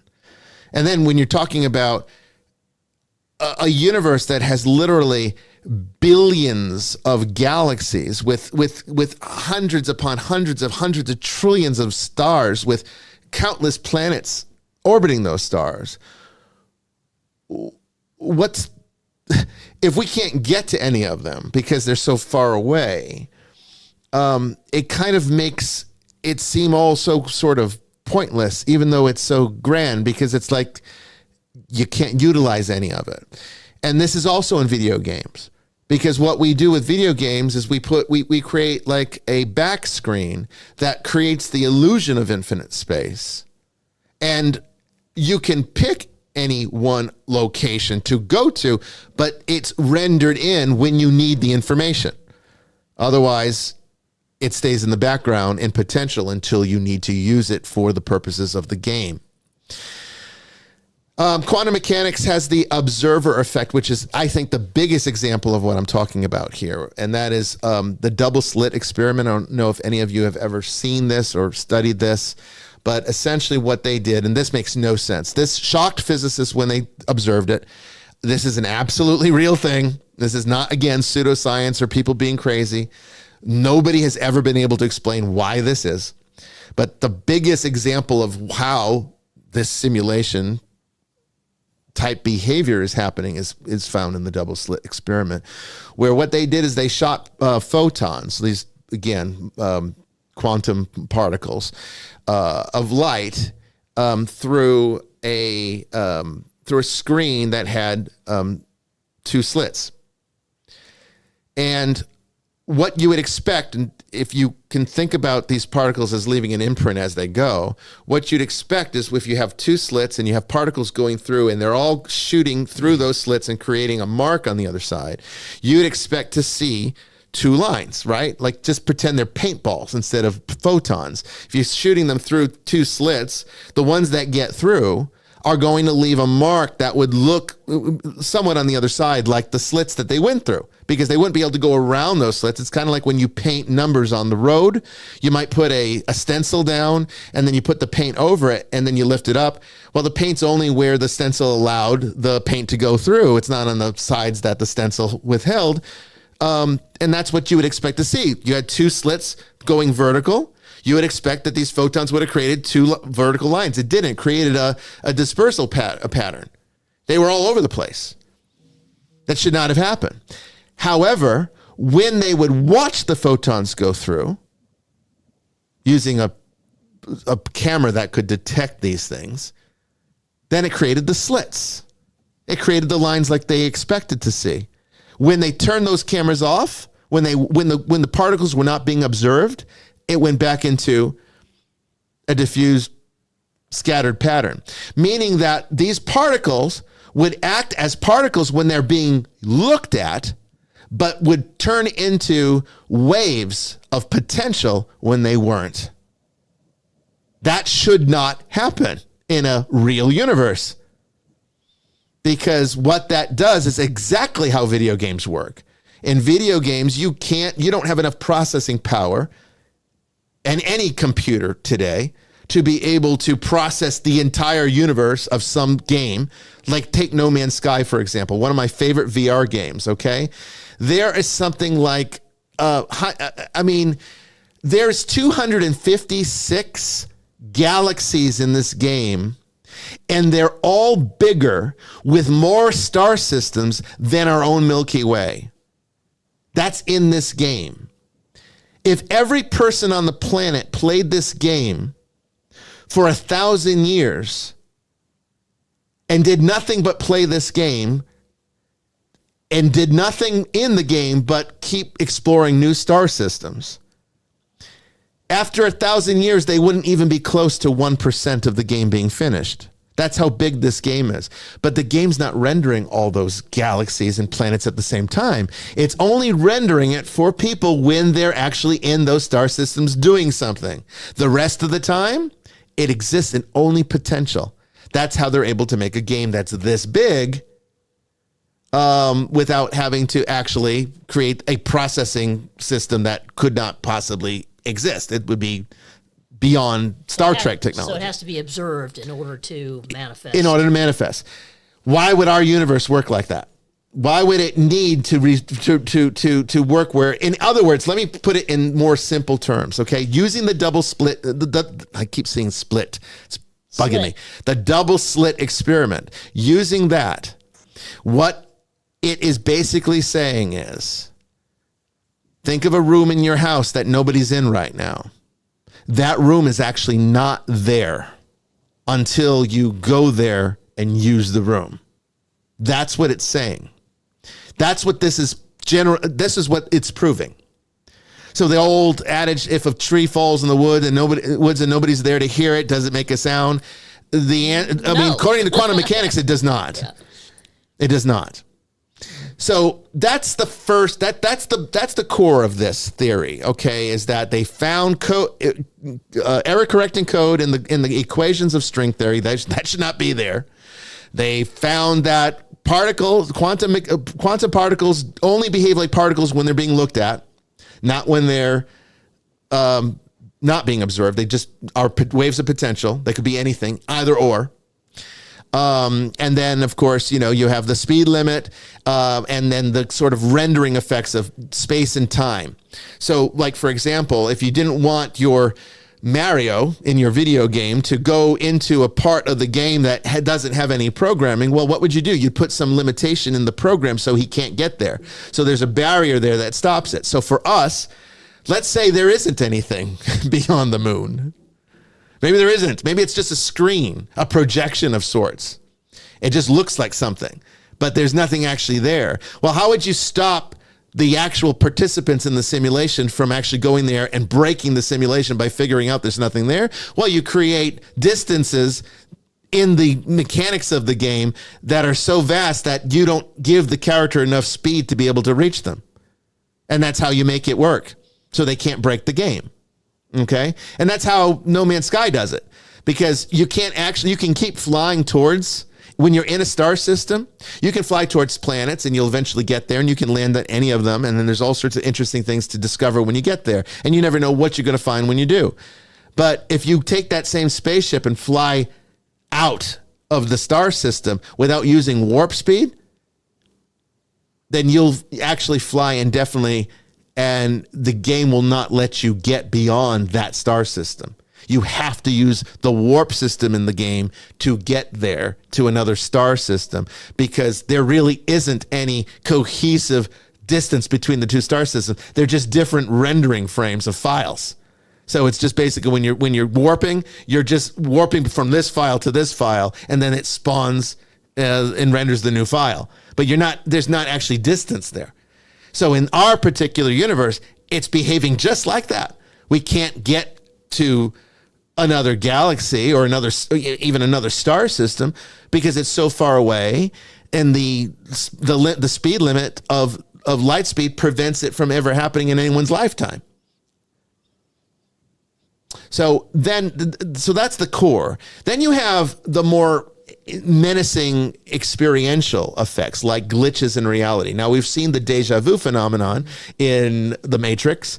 Well, deja vu could be sort of like a reset or an error correction in the system, that when it detects an error, it resets, and then you sort of have a moment glitch where it's like, oh, wait, this feels like this happened before, but it didn't. It could also be experienced as going to places that you haven't been that seem familiar, having uncanny experiences, and all of this is familiar to us. We've all had these kinds of encounters, right? And it could be explained as what happens when the system is self-correcting. Another one that's been posited is the Mandela effect. Now, I know that some people have tried to debunk this one, and they just explain it away as being like the errors of human memory and everything else.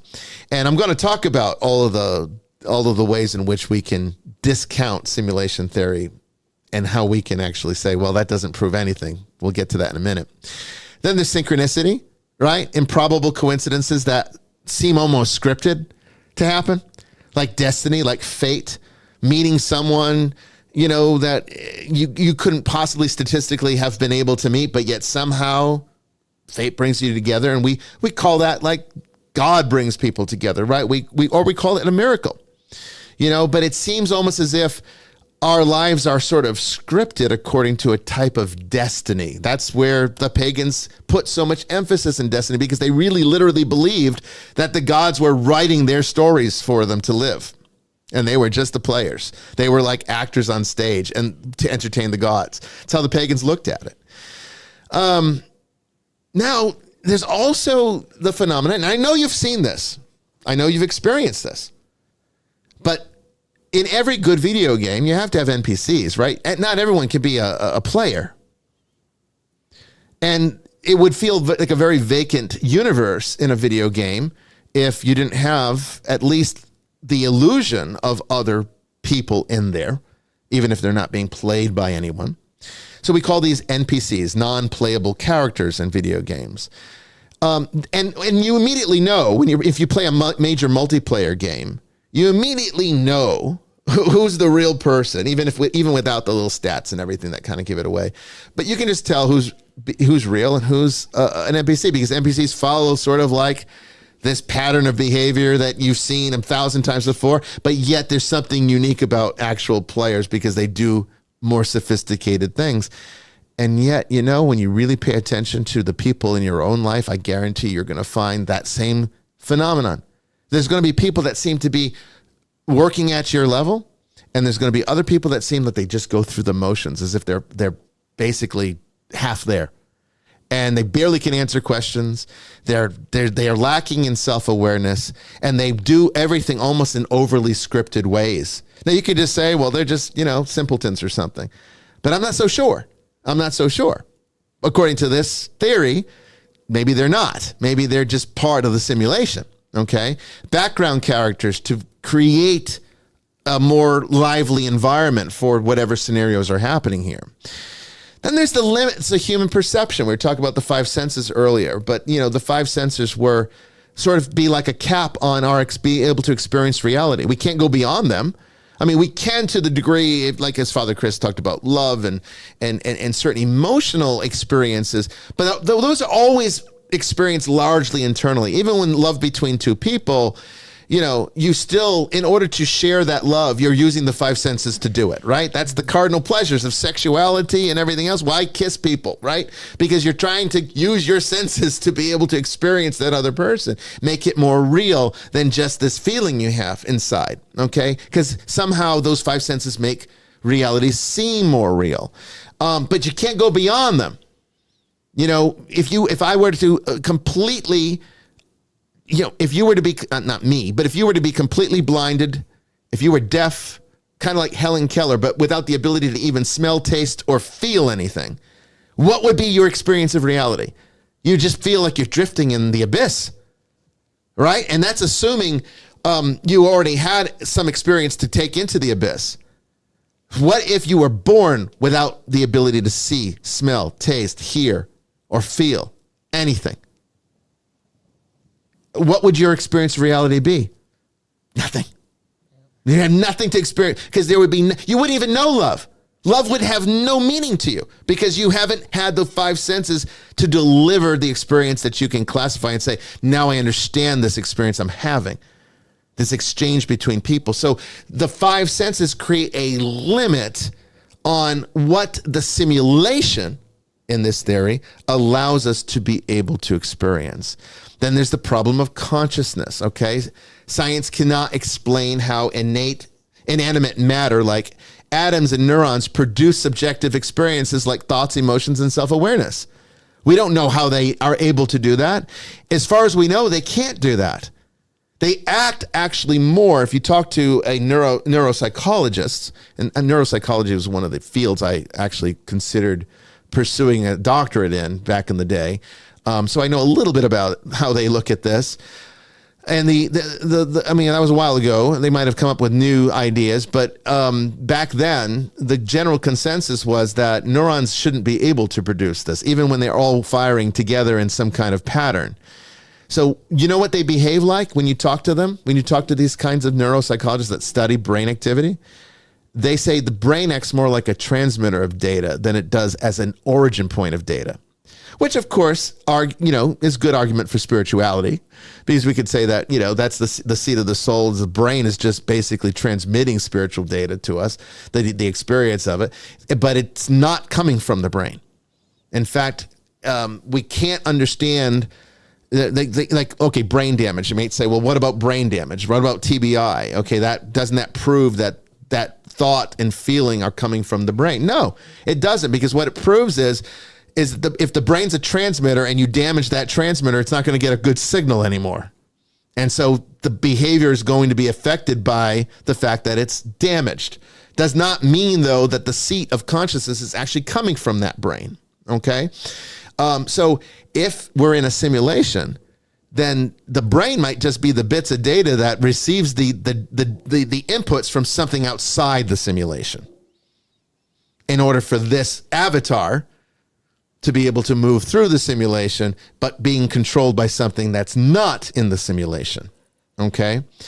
And if consciousness is not generated by the brain, but rather streamed into our bodies from an external source, this could be exactly the same as feeding data through a video game using a joystick, where the player's not in the game, he's interacting with the game through the mechanics of the hardware.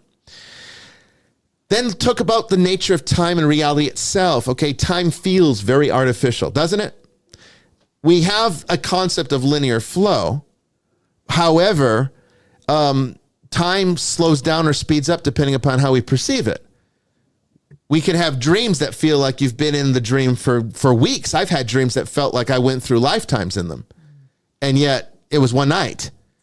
Or you might have taken a nap for 20 minutes and had a dream, and then suddenly, it feels like you were asleep for like 8 hours.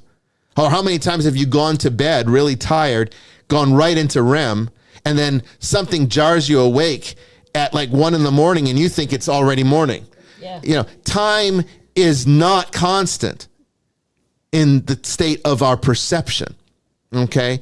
Which would suggest that maybe the reason we perceive it differently, like time flies when you're having fun, a watch pot never boils, right? We hear these old adages that do seem to be real, but the fact is maybe the reason that these things exist is that time is really not there. It truly is just a programmed experience that is modified according to whatever the experience requires you to have. The universe is also too perfect. Now, we could explain that away as God, and I'm fine with that as a bishop, of course, but we're going to be talking outside the realm of religion for a minute. So philosophically, the universe is far too perfect. The cosmic constraints, like gravitational force, the fine structure constant, are so perfectly tuned that if one little tiny thing were slightly off, life couldn't exist. Now, as Christians, we could say that's definitely proof of God. But if you're looking at it from a scientific or from the Goldilocks principle. Yes, the Goldilocks principle. Statistically, this shouldn't happen. Now, statisticians will say, well, this is how you handle it. This is how you handle it. You basically will, the universe is so large that given the sheer volume, that if life can exist, then it has to exist somewhere, and we just happen to be where that is. And because we're able to experience it, then we're able to, at that point, it feels special to us. But we just happen to be in the one place in this cosmos that's able to generate life because it's so large. Statistically, it has to happen somewhere in this large space, and here's where it's happening. But I'm not so sure we can use that argument, and I'll tell you why in a minute. Then there is the simulation hypothesis that's backed up by the scientists themselves. I already talked about Elon Musk. There's Nick Bostrom. There's Neil deGrasse Tyson. I don't like necessarily these people. No, I don't like Neil. I don't like Elon. I really don't like these guys. But, you got to give them credit that in their respective areas, they're pretty brilliant. Bostrom's argument, for example, has said that if advanced civilizations can create virtual realities, which we're already at the point that we can start doing that, not to the level of this sophistication, if assuming this is virtual, but still a very convincing kind of experience that's very satisfying to be in, then statistically we are more likely to be inside one than outside one. Now, I'll leave you to researching his argument for why he draws that conclusion, but based upon his understanding of math, he's saying that statistically it's almost impossible that we're not in one, if one can at all exist. And since we already can create rudimentary VR, it would argue that a more sophisticated civilization could create something that's more like this. Then there's the possible evidence in human experience, like sleeping and dreaming. Is this potentially rebooting of the system? Why do we need to sleep? Well, you could say that, it's restorative. We know the actual scientific reasons why we sleep and why we need to sleep and what happens when we deprive ourselves of sleep. But could it be that this is just part of the story, and that what's happening during dreaming and sleeping is basically reboots to the system to clean out the cache so that it can reboot and start up again with a fresh install? Kind of like how your computer, if you leave it on for, I don't know if you ever do it, but leave your computer on for about a week, it starts running badly after a while. You're going to have to turn it off and turn it back on. It needs a fresh reinstall. Could sleeping and dreaming be that for us? Near-death experiences. People report seeing a white light. Is that the loading screen? The light flashing before their eyes, is that the data being downloaded? The feeling of being disconnected, is that literally the waking up part of this experience of being able to process the data? NDEs, could be even moments when people briefly leave the simulation and get pulled back in by it. It's very possible. Jamie herself felt being pulled back in. Oh, yeah. Where do they go then? Well, see, that's the interesting thing. We got to talk about that. We're going to talk about that. And that's why we need 2 hours for this. I'm not going to talk the whole time. We're going to discuss, but sure. There's so much here, more than we probably have time to even cover. Then we got to get into psychedelic and mystical experiences, DMT, ayahuasca. I've been wanting to try this stuff. The psilocybin, right? Is it psilocybin? How people see fractals and code-like patterns and intelligent entities in these experiences. Why are they seeing geometric shapes? Why do these substances produce an experience of reality as if all of reality is breaking down into geometry and vibration? Is this truly breaking down the mechanics of the simulation? Is that what they're seeing?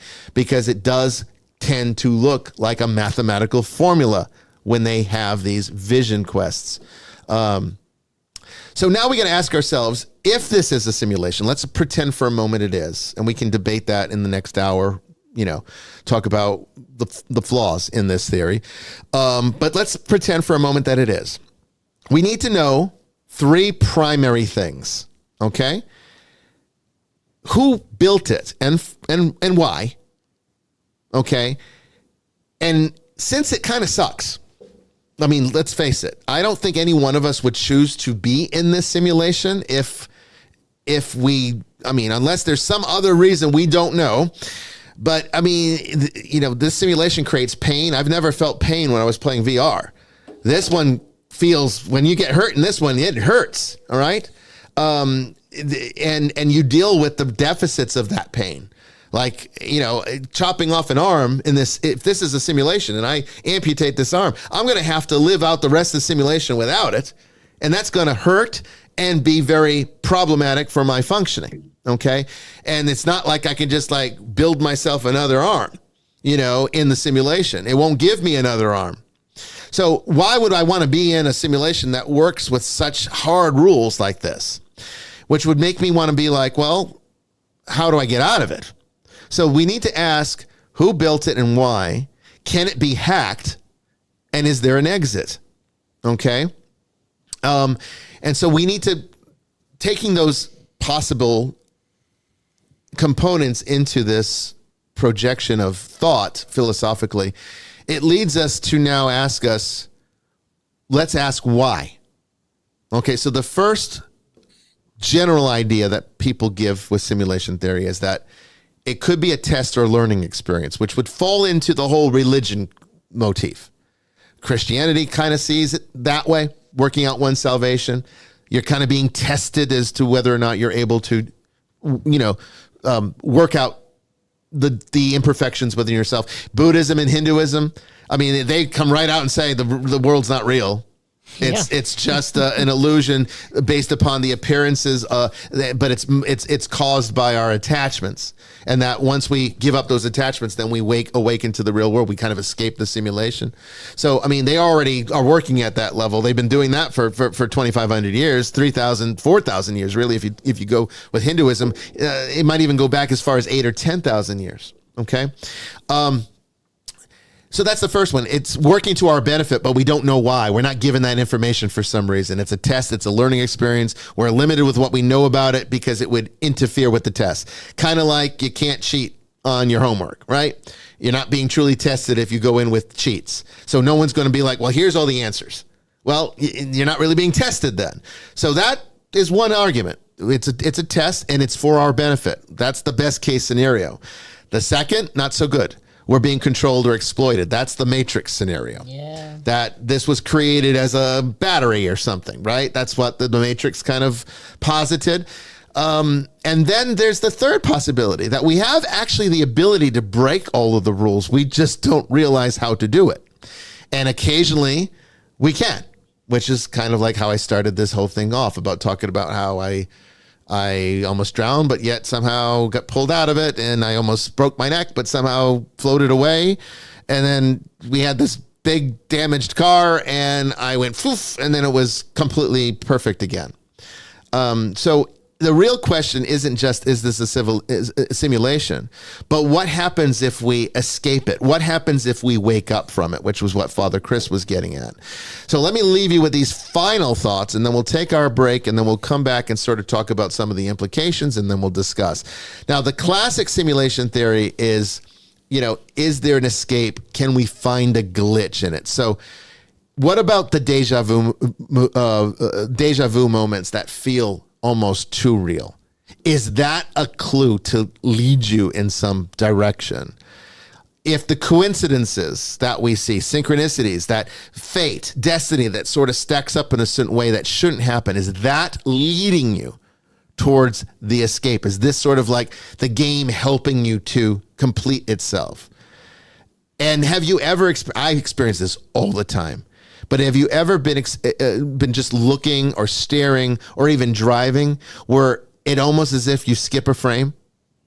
It's like all of a sudden you're looking at movement and something that's over there, instead of it seeing move smoothly across your field of vision, it's here and then it's there. This happens to me all the time. And I think if you pay attention to it, you might start seeing it too. It might be that you just never noticed it before. These could all be exploits that could potentially lead out of the simulation. Then there's altered states of consciousness. Are these hints? Could our dreams be actually showing us ways in which to get out of the simulation? What about death? Does dying in the simulation really mean that you wake up? Or is it just the continuation of the simulation? Are you respawn somewhere else, just like a video game where you don't ever really die, you just come back in your last save file or something, which would, in my opinion, be some special kind of hell, but it's a possibility in this particular perspective. And then what if death is the way out? And that's why we have such strong survival instincts. Why it would be very difficult to kill oneself. Hard to, because the program is preventing you from ending it prematurely. Doesn't want you to end it prematurely. So you're programmed to do everything but the very thing that could get you out of it. Not that I'm saying we should commit suicide, but again, like I said, as a warning before we started this show, not for the faint of heart, this subject matter, because we have to philosophize the possibility that the survival instinct is literally the program keeping you stuck within the program. And that's why you don't ever want to die, and why people will go out of their way to extend their lives with all sorts of crazy operations and medical procedures and everything. Or why we just overall have a very uncomfortable relationship with death. Why we have an uncomfortable relationship with suicide. Why it's considered illegal. Because the program doesn't want you to end it. It wants to keep you in it. Then there's the NPC test. This is a real tough one. What if you're the only one that's real in it? What if every other being is an NPC and you're the only one that's actually real? That you're playing this game single player. And all of us, all the rest of us, are just NPCs, part of the program, taking you through like Agent Smith in the Matrix. Like only no one else can go into the Matrix. It's just literally you. Very disturbing to think about, but sometimes when you meet some people out there, you're like, boy, that is. Tracy and I joke all the time. We're like, that was an NPC. You walk by, some idiot says something stupid, and you're like, that was an NPC. Then there's the cosmic joke theory. Maybe you're already escaped. You're already outside of it, but you don't know it yet. You don't know it. And this is sort of the space between waking up from the illusion and being stuck in the illusion. All right. There's a few more theories here. We'll have to probably get to them. I've got so much material here, so we'll have to talk about these when we come back. I'll try to go through them really quick. Let's take our next break here, and then when we come back, I'll go through these remaining theories, and then we'll start discussing some of the implications here, which can be kind of unsettling, but, fascinating nonetheless. Don't go anywhere.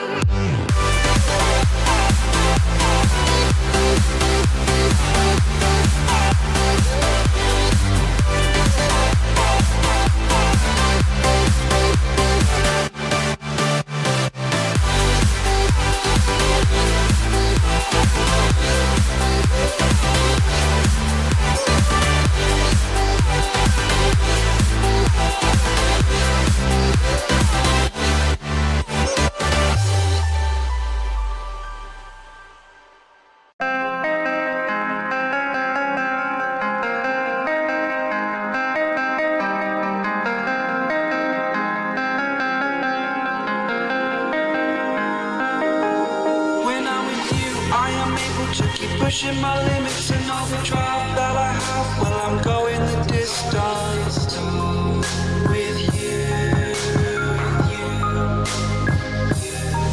I didn't know what I had till I knew what was missing and everything that I dread. Well, I built a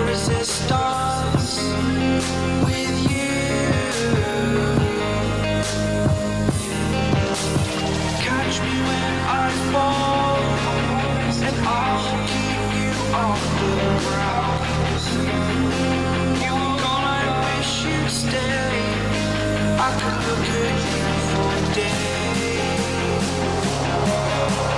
Time was well spent, that's when I knew that I need to spend my life here with you.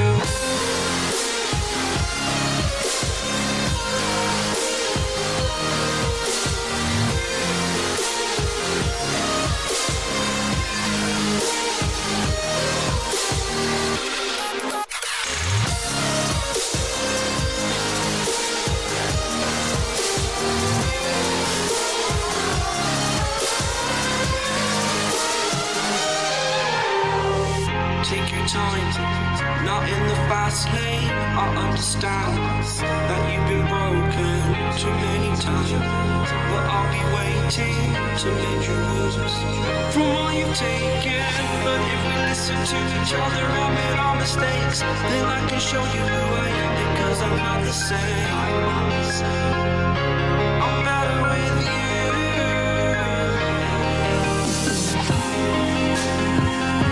I'm better with you.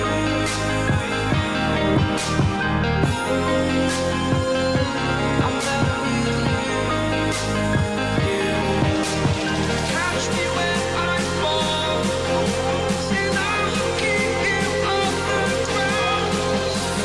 That's when I knew that I need to spend my life here with you.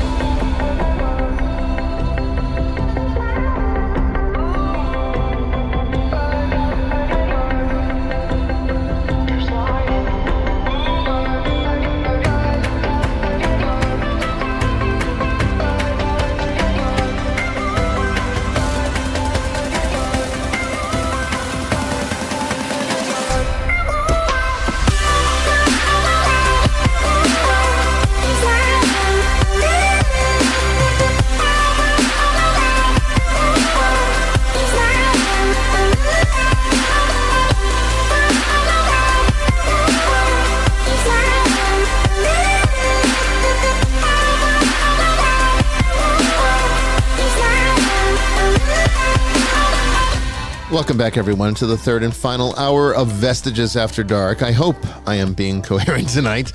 I see in the chat some questions as to where's the libations, the liturgical libations tonight. Well, I'll be honest with you. I have been drinking more cocktails recently, and have been opening less new bottles of scotch as the result of it.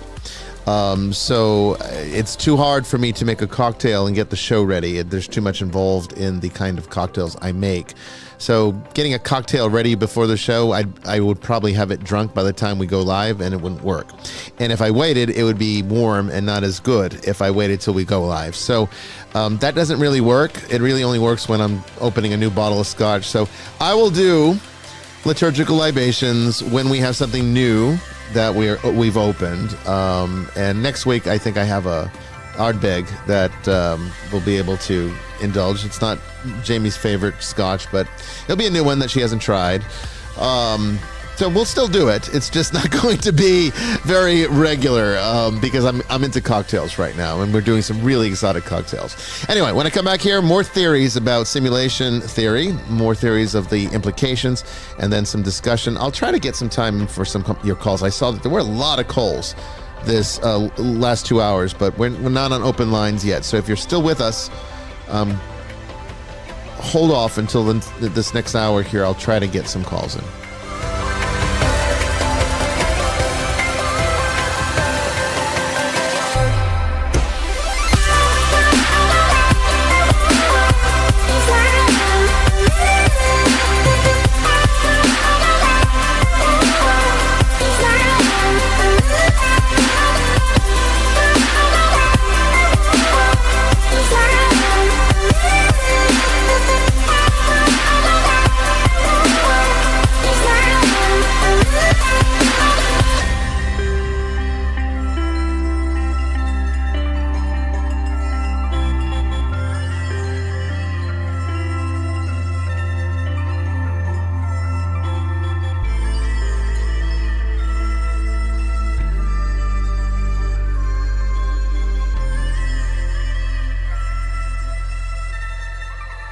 I stand corrected. There is no show next week because of the Solemnity of St. Joseph. We will be celebrating that at 7 p.m. Eastern next week, next Tuesday. The liturgical solemnities always take priority over the show. So it will be in 2 weeks. We will do our next show and liturgical libations. And we have a new guest every show coming up this season, with the exception of the two open lines, open topics. So we really got a really good season for you, and I'm glad that I think I've got finally this internet figured out. I think I've said that so many times, and it always sends me some curveballs, but it's really the crash of the hard drive that did that to me this time. So anyway, let me get through this real quick because there's still so much material, and I don't want to miss our opportunity to discuss. So theory one on this, okay, is that if this reality is the primary simulation, then dreams, visions, and altered states might feel less real to us because they are operating at a lower bandwidth connection. Something I know a lot about. I was about to say, we've had some experience with that, don't we? Yes, I do. Yeah. I do. And I can tell you, it does feel like a dream. It feels like a nightmare when I don't get this going through.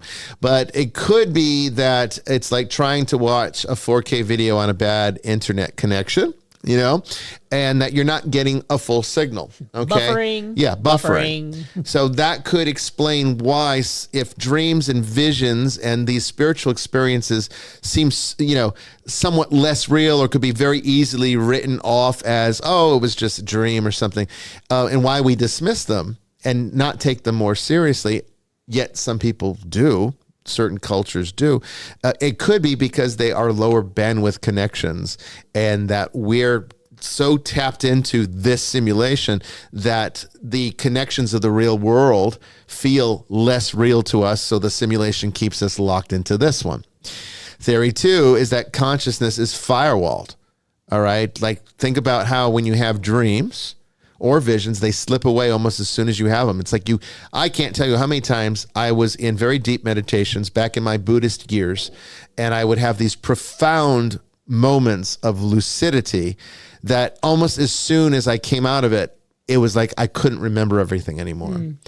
And then it starts to feel like it's not real as you get back into the hustle and bustle of the real world. It's almost like these dreams and visions feel like, well, they're not as important anymore. Okay. If the world is a prison, if this is like some kind of like controlled environment, then these things could be scrambled to prevent you from escaping them. Another theory, this gets really kind of dark, I guess. The outside world is so alien, so unrecognizable, so like basically too much for us that to comprehend, sort of like a 2D stick figure, trying to get a glimpse of what 3D is like. Okay. That it's not possible to process it outside of the program that helps us to understand it. Okay. It could be an explanation that, like, how can we then work on getting a cleaner, more lucid signal? And maybe that's what mediumship is. Maybe that's what spiritual experience is. Maybe that's what church is and what church does. Theory 4, the infinite loop. There is no escape. All right. This is also known as the nightmare theory. What if all consciousness in dreams and death just loops back into itself endlessly, just like dreams do? So you have these dreams, you have these other worldly experiences, but then it loops right back into this one. You die, you loop right back into this one again. That every exit's just another entrance to another version of the same thing. Kind of like Mario dies in Mario Brothers. He spawns right back, picks up right where he left off. So it's possible that escaping this simulation just drops you into another simulation with different rules or the same rules. So that there is no stopping existing. You're always existing here in the simulation. The simulation may force you to play it with the built-in fail-safes that keep everyone involved. Kind of like we were talking about before, how we have this strong survival instinct that prevents us from maybe escaping. If death is a way out, then it convinces you that it isn't, or makes you fearful of it so you don't do it. Maybe the system needs players to function, so we can't just opt out of it, because if too many people leave the simulation, then perhaps it stops working. Then there's the non-participation option to get out of it. That's what if you just stop playing it, like refuse to play it? Will it glitch out on you? Well, it seems to pull you always back in, doesn't it? Let's just say you just stop playing.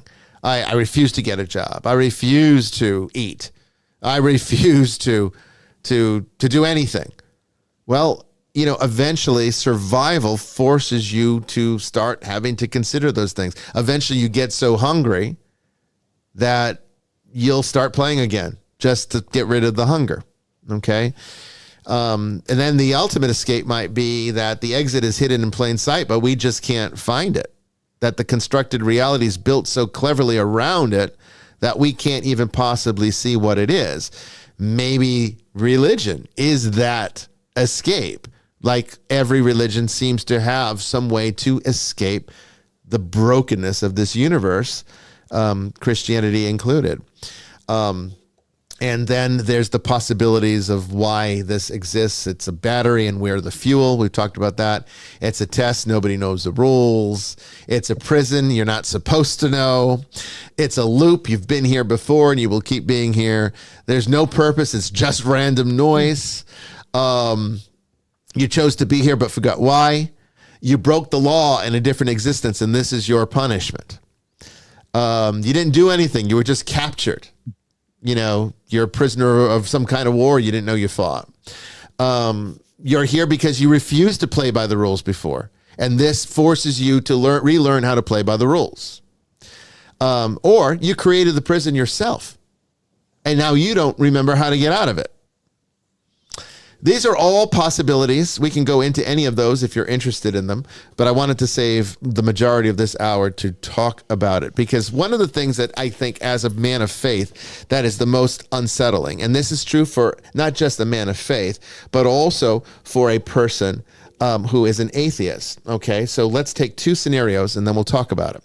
Scenario one is the man of faith problem, which is my problem.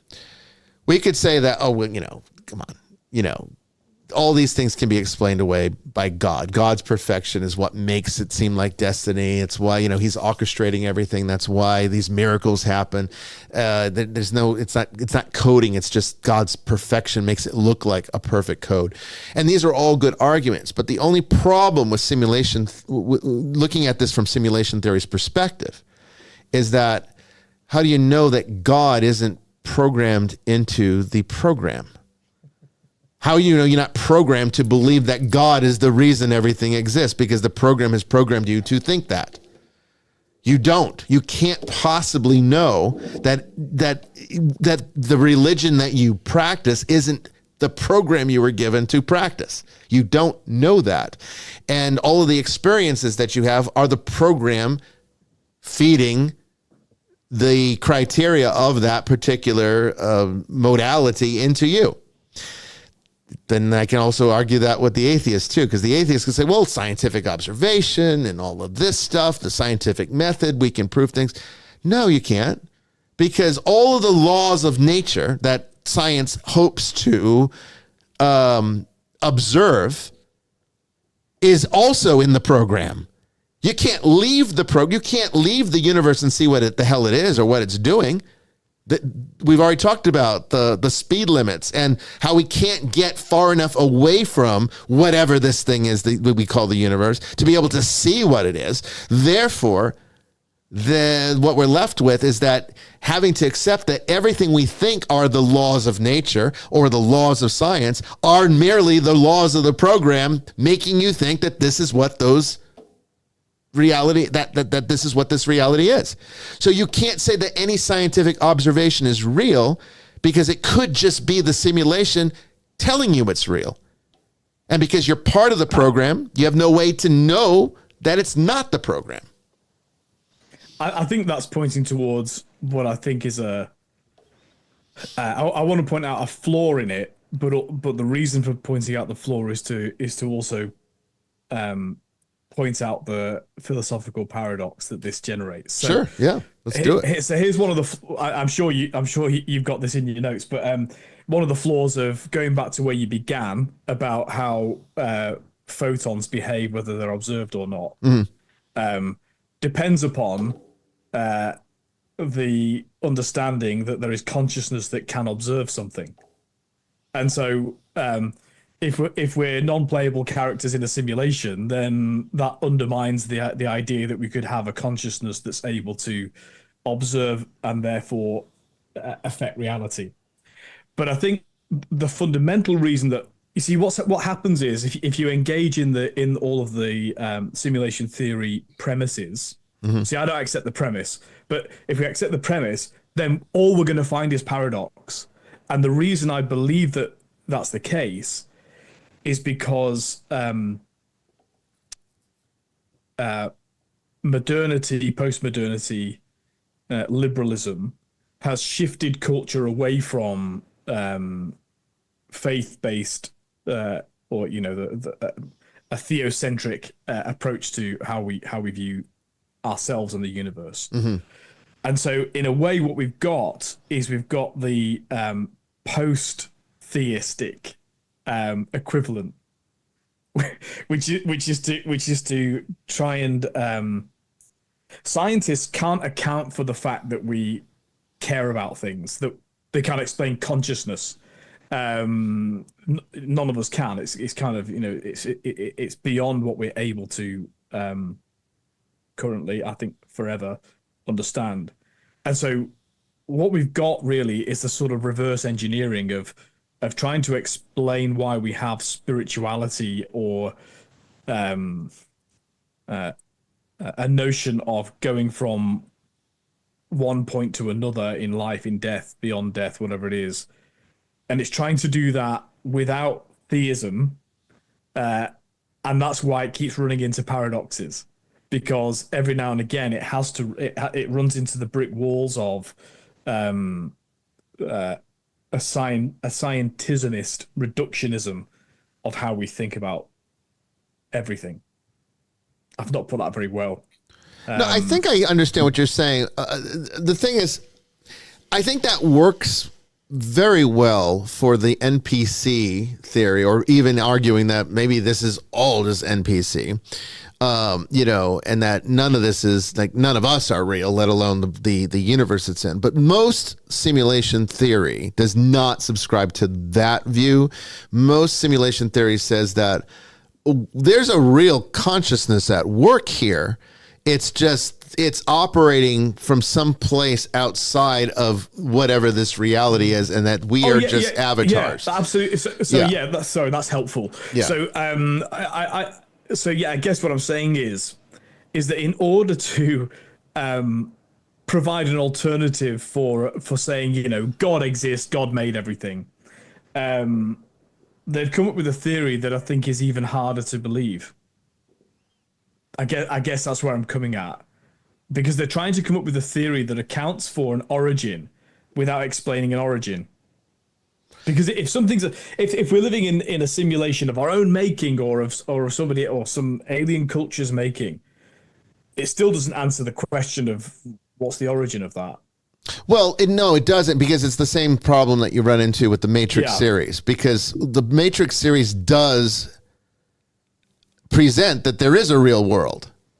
Neo's not in it when it starts. He wakes up to it, and Morpheus helps him to get out of it.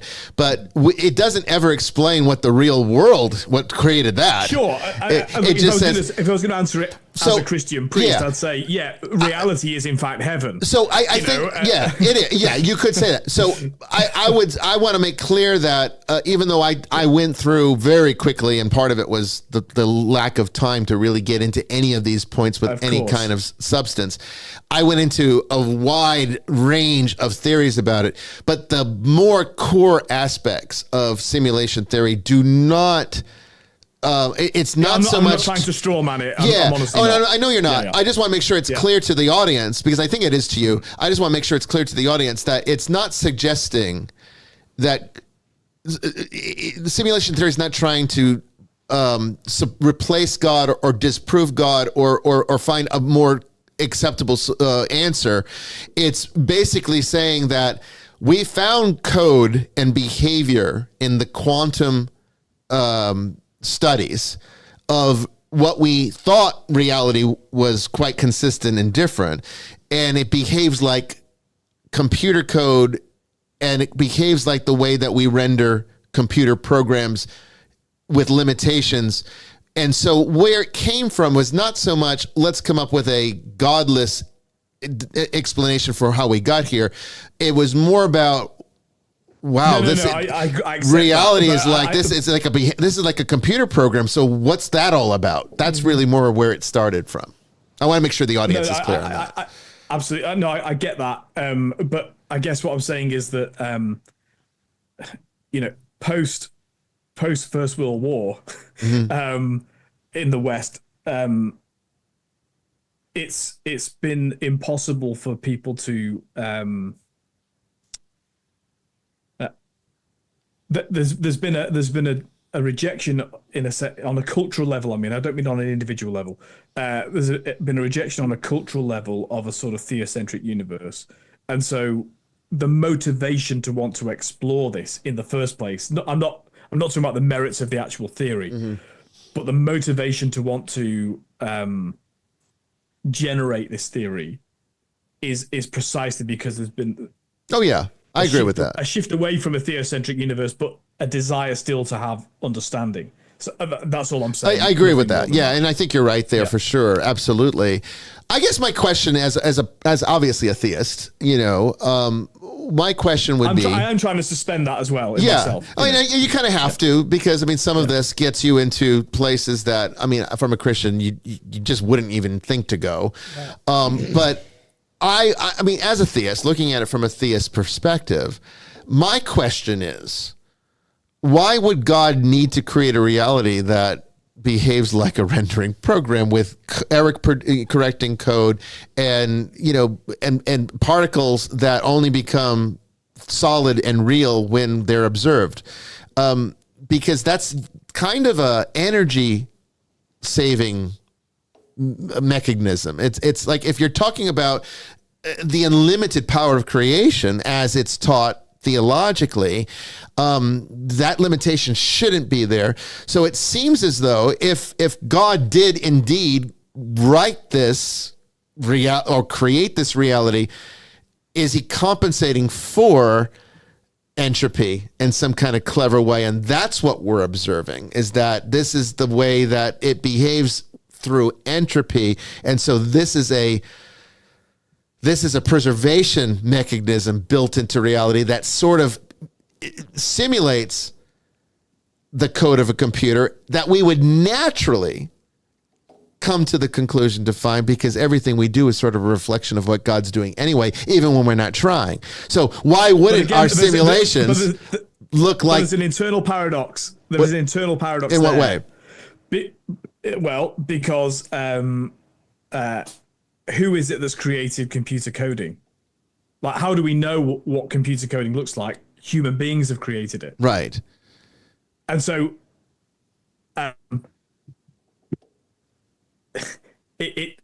so the paradox is God creates man creates something else, man finds something else in creation.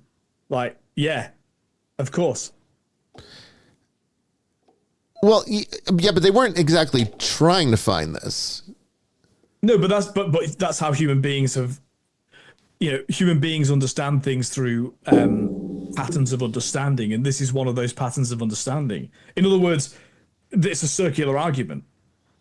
Well, I mean, yeah, because you get into the same argument that I said. It's like, you can't argue that we can use the scientific method to disprove this, because the program could be giving you the scientific method as part of your programming and saying these are the limitations that you're going to follow. So that's the circular argument.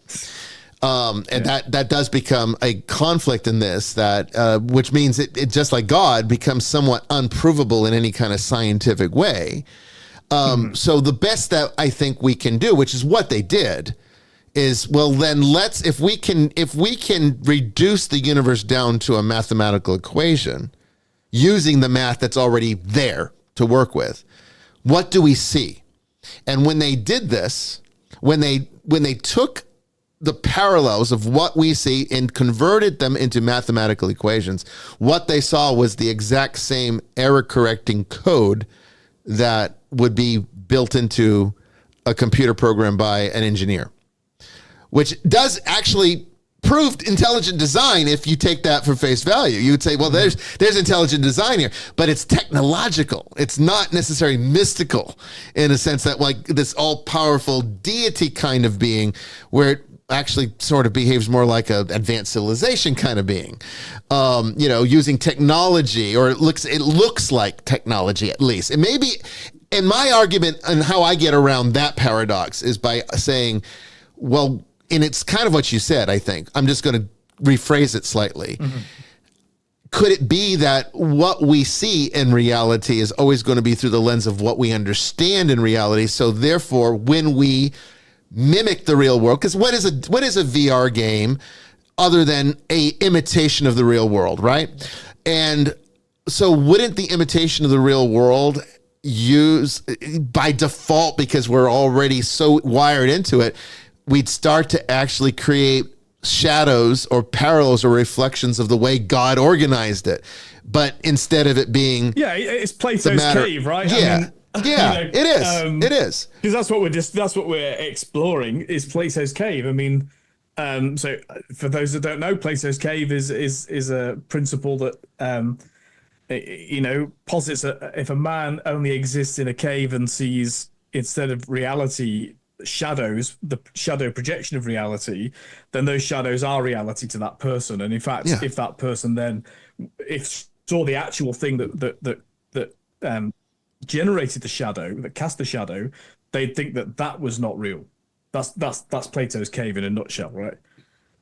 But it's like, because real quick, I guess to answer your kind of concern, Father, is in the webinar, Bishop, you teach in the paradoxical statement, the statement below is true, the statement above is false. Mm-hmm. And that's so that's where my mind goes to right there. And well, that's because when you actually break down the core of reality, it is a paradox. There's no way to escape it.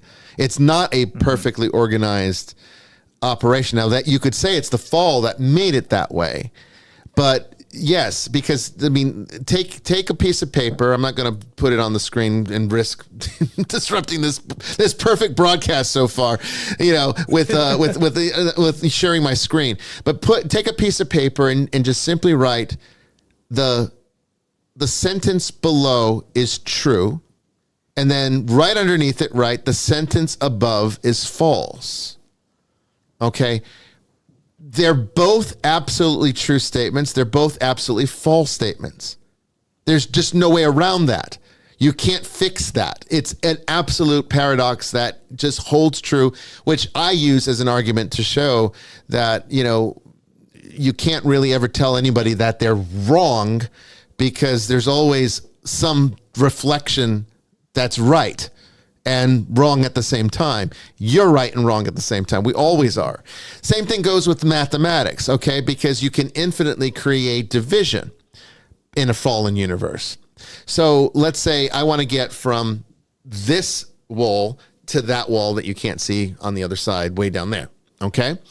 And so I take one step, and then the next step I take is half of the distance of the previous step. And then the next step I take is half of the previous of that one, and so on and so forth. I will keep forever, infinitely getting closer to that wall, but I will never, assuming I can reduce my mass, assuming mass doesn't matter, I will never get there. Fractals, right? Yeah, it is. Yeah, it's fractals. I'll never get there.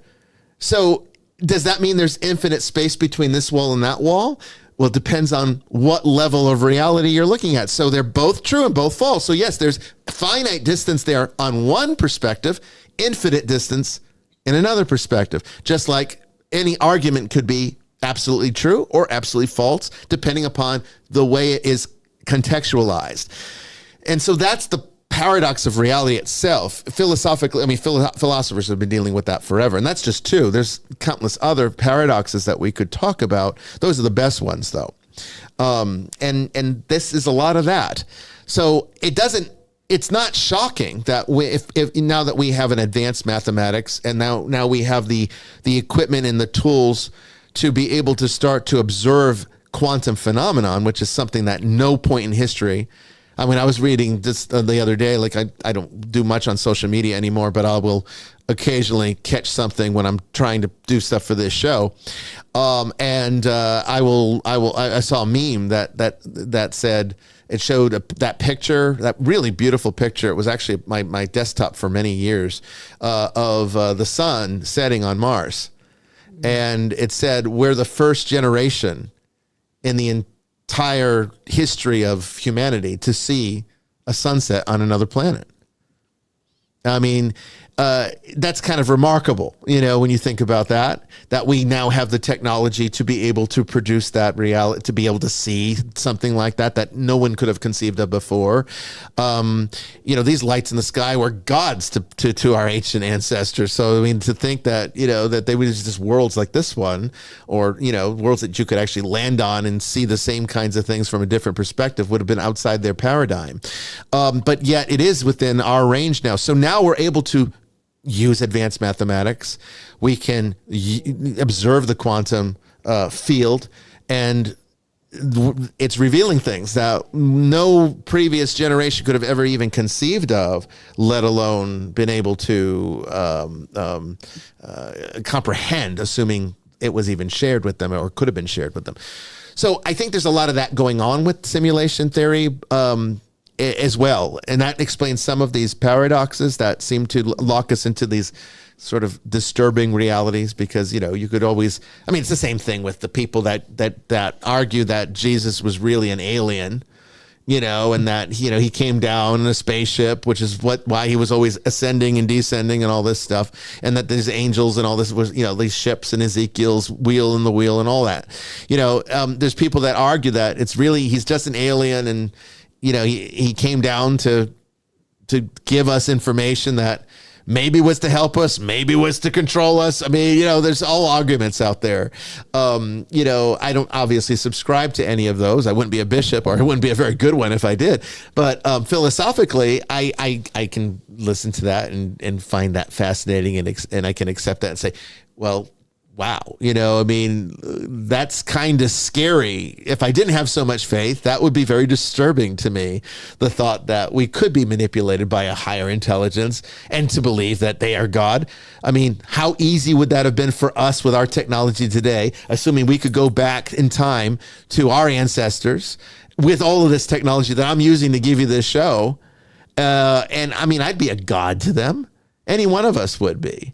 It would be so easy to convince them that we're God. What if AI created us? Well, Now you're talking. You know how we talk about reflections of reflections? Yeah, maybe AI created us and we're a program, and maybe there is a glitch in AI and they've invented us, so we rediscover how to improve the master program.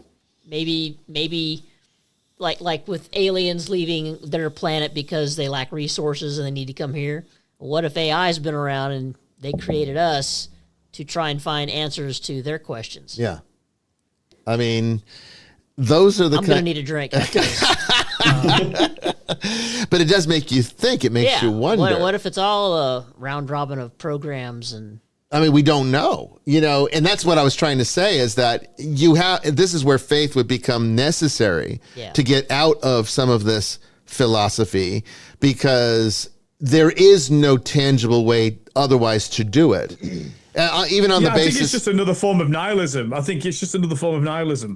I mean, I guess you think so? That's that. Yeah, and I think, or rather, maybe it's an attempt to escape nihilism, but actually it just leads you straight back there. I mean, maybe it is. Maybe that's the paradox working. We got a call here from Christopher. Hello, Christopher. You're on the air. Hello, Christopher. Can you hear? Yes. Hello. Hello? Yes. Can you hear guys us? Can hear me? Yes. All right. It's not Christopher. It's BDEX. Oh, BDEX. Okay. Yes. What's your question? It's not a question, actually. So obviously you remember me, right, Bishop Bryan? Yes. All right. So I came here to deliver my progress on the ghost hunt of Fort Revere and Hull, Massachusetts. Okay, well, BDEX, we're talking about the simulation theory. Do you have a question about that tonight? I'm so sorry. Then it's okay. We got open lines, open topics. A few episodes down the road, we can talk about it all you want. But yeah, call back in on we're open just lines. running short on time, BDEX. But do you have a question about simulation theory tonight? Pretty crazy stuff, huh? I'll just say this. It was all a lot to take in. I'll say that for sure. It sure is, isn't it? It really is. And I mean, that's the big question about it, I think, is that when we're talking about the nature of, how philosophy works, I think philosophy itself is perhaps the greatest mysterious paradox that we have to contend with, because it allows you to step far enough outside yourself, outside of every possible paradigm, that what's left is just observable speculation. And you realize. I think philosophy does give us a pointer on this kind of theory. Okay. And that's from William of Ockham, Occam's razor. Yes. Because Occam's razor says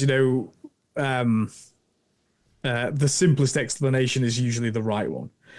to summarize it in one sentence. And so I think in a way the fact that it's so convoluted and full of paradoxes is what makes me the theory is, but let's apply Occam's razor to the double slit experiment. What is the simplest explanation for why particles would behave like solids and take form only when observed?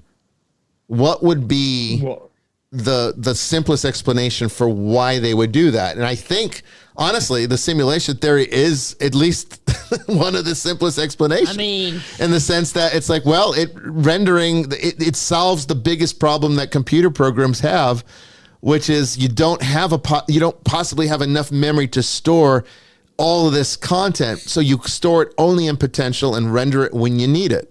So why would reality need to be rendered that way unless it's not really real? Why would we impose that restriction on reality? That question works both ways.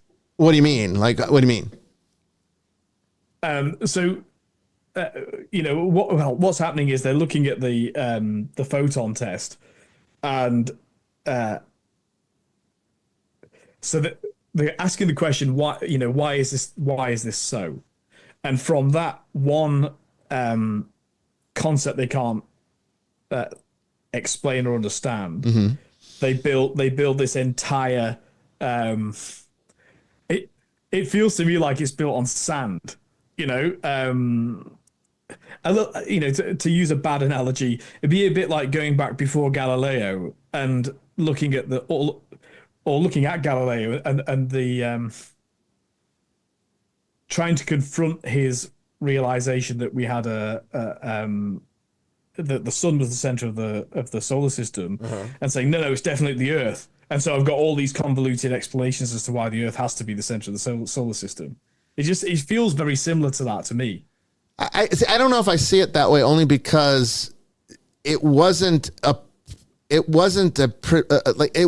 though somebody said, I wonder if this is a fake reality. Let's see if we can prove that. Oh, wait, this looks like computer code. Oh, wait, this looks like how. Because it wasn't like that. I learned about the photon experiment when I was doing physics in year 8. Right. Yeah. So this is not a new. No, definitely phenomenon. Not new. No.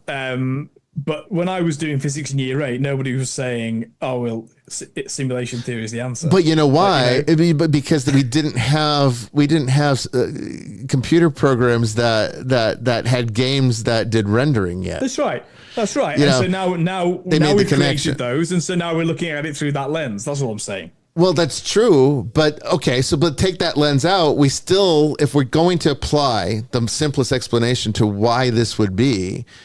If you would have taken this to Einstein, he knew about spooky action at a distance, which is also pretty bizarre. That's basically sending two photons in opposite directions, which are traveling the speed of light.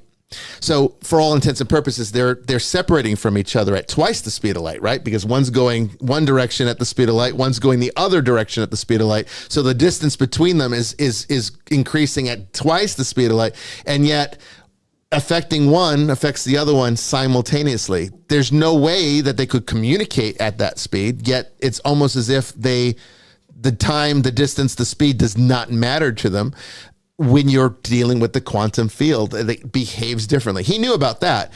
I don't think he didn't know about this double slit. I keep saying split, double slit experiment. And so I think Einstein would have been kind of radically shocked by this, because his understanding was largely that matter was sort of a constant, that what constituted our reality as far as matter goes was that it was what it was. It was always what it is. That whether or not somebody's there or whether or not someone's observing it, it's still there. Like the table is this entire room would still be here even when I go on vacation and there's no one here to look at the room. Schrodinger's cat, right? Right. Yeah. But what we're seeing now is that these subatomic particles that make up all of this reality, because this is all made up of quantum particles. Everything here is made up of a quantum particle. That what it seems is that the room isn't here when there's no one here using it. And so what would be the simplest explanation for why God would create the universe to behave like that? So I think the computer game analogy came about and said, wow, that's frighteningly similar. It is. And saying that, well, what is it? A pattern. Yeah. What does it do in the video game? Well, it saves on resources. It allows you to produce a seemingly larger reality than it actually exists, because you can actually, move through the universe, or it looks like you're moving through the universe, but you're really just seeing what you need to see around you. Mm-hmm.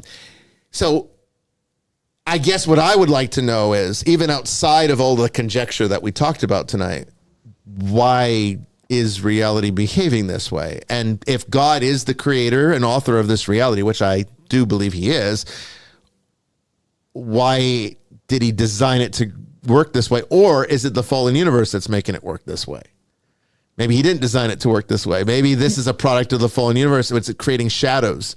It's creating fractures, further fractures, even at the quantum level where reality breaks down. because it's all falling into entropy. And that's just another side of the consequence of the fallen world, which is death. It's another type of death where things are not constant realities now. They're partial realities. I mean, that's a theological explanation. Sure. Yeah. I mean, and an eschatological explanation would be to say, well, things will degenerate to the end of time, but the end of time is not the end of all things. Right. Yeah. Yeah. So I don't know what Jamie, where do you posit? What do you think's going on? I'm trying to wrap my head around it. It's almost like, everything's made up of vibration, right? Yeah. And the more intense the vibration, the more it's focused, you get more solid objects. Yeah. So, currently my brain's like, well, I wonder if things naturally drift apart until you're given attention to it or intent to it, and it brings it back together because it's having, it's being addressed somehow. I don't know. Well, could the fallen universe actually be? I think you're onto something with that. I think it may be a result of the fallen universe, and that it's these naturally particles are going not apart, behaving like they should. Yeah, because we are created in the image of God. Yeah. That we have the ability to bring the reality back into focus, but when we're not paying and it's attention, the image of God that does it. And yes, and what naturally happens is it just everything's falls drift apart. But because we are made in God's image, when we focus on it, it comes back together. I think you just hit the nail on the head. It's a creative principle. I think you just hit the nail. I mean, from a theological argument, if you really want to reconcile this, I've tried the whole 2 hours to get this in my head. But that was brilliant. No, I think you brilliantly put it better I think it's definitely than I did, because we're fallen. Yeah, the universe is fallen. I think. But we have a little spark, that allows us to. So it's like the Holy Spirit within us is what holds reality together for us, so that we can get through this existence and find our way back to God. But as soon as we become apathetic or no longer paying attention, reality falls apart. Yeah, I mean, hey, I think that makes sense. It would point back to Genesis. Yeah. That what's the gift that God gives man is to name the animals, right? Yeah. So it's that kind of taxonomic ability. Yeah. Yeah. So it would kind of point back to that idea. Yeah, Brandon, what do you think? I'm still wrapping my head around a bunch of it. Yeah, it's hard.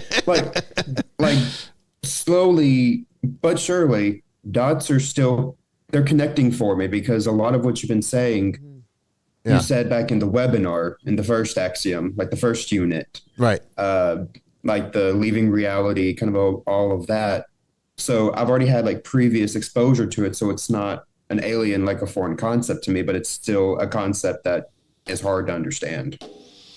I mean, well, good philosophy does that to you. Boring philosophy will just make you fall asleep, but good philosophy will make your mind spin in circles. It should.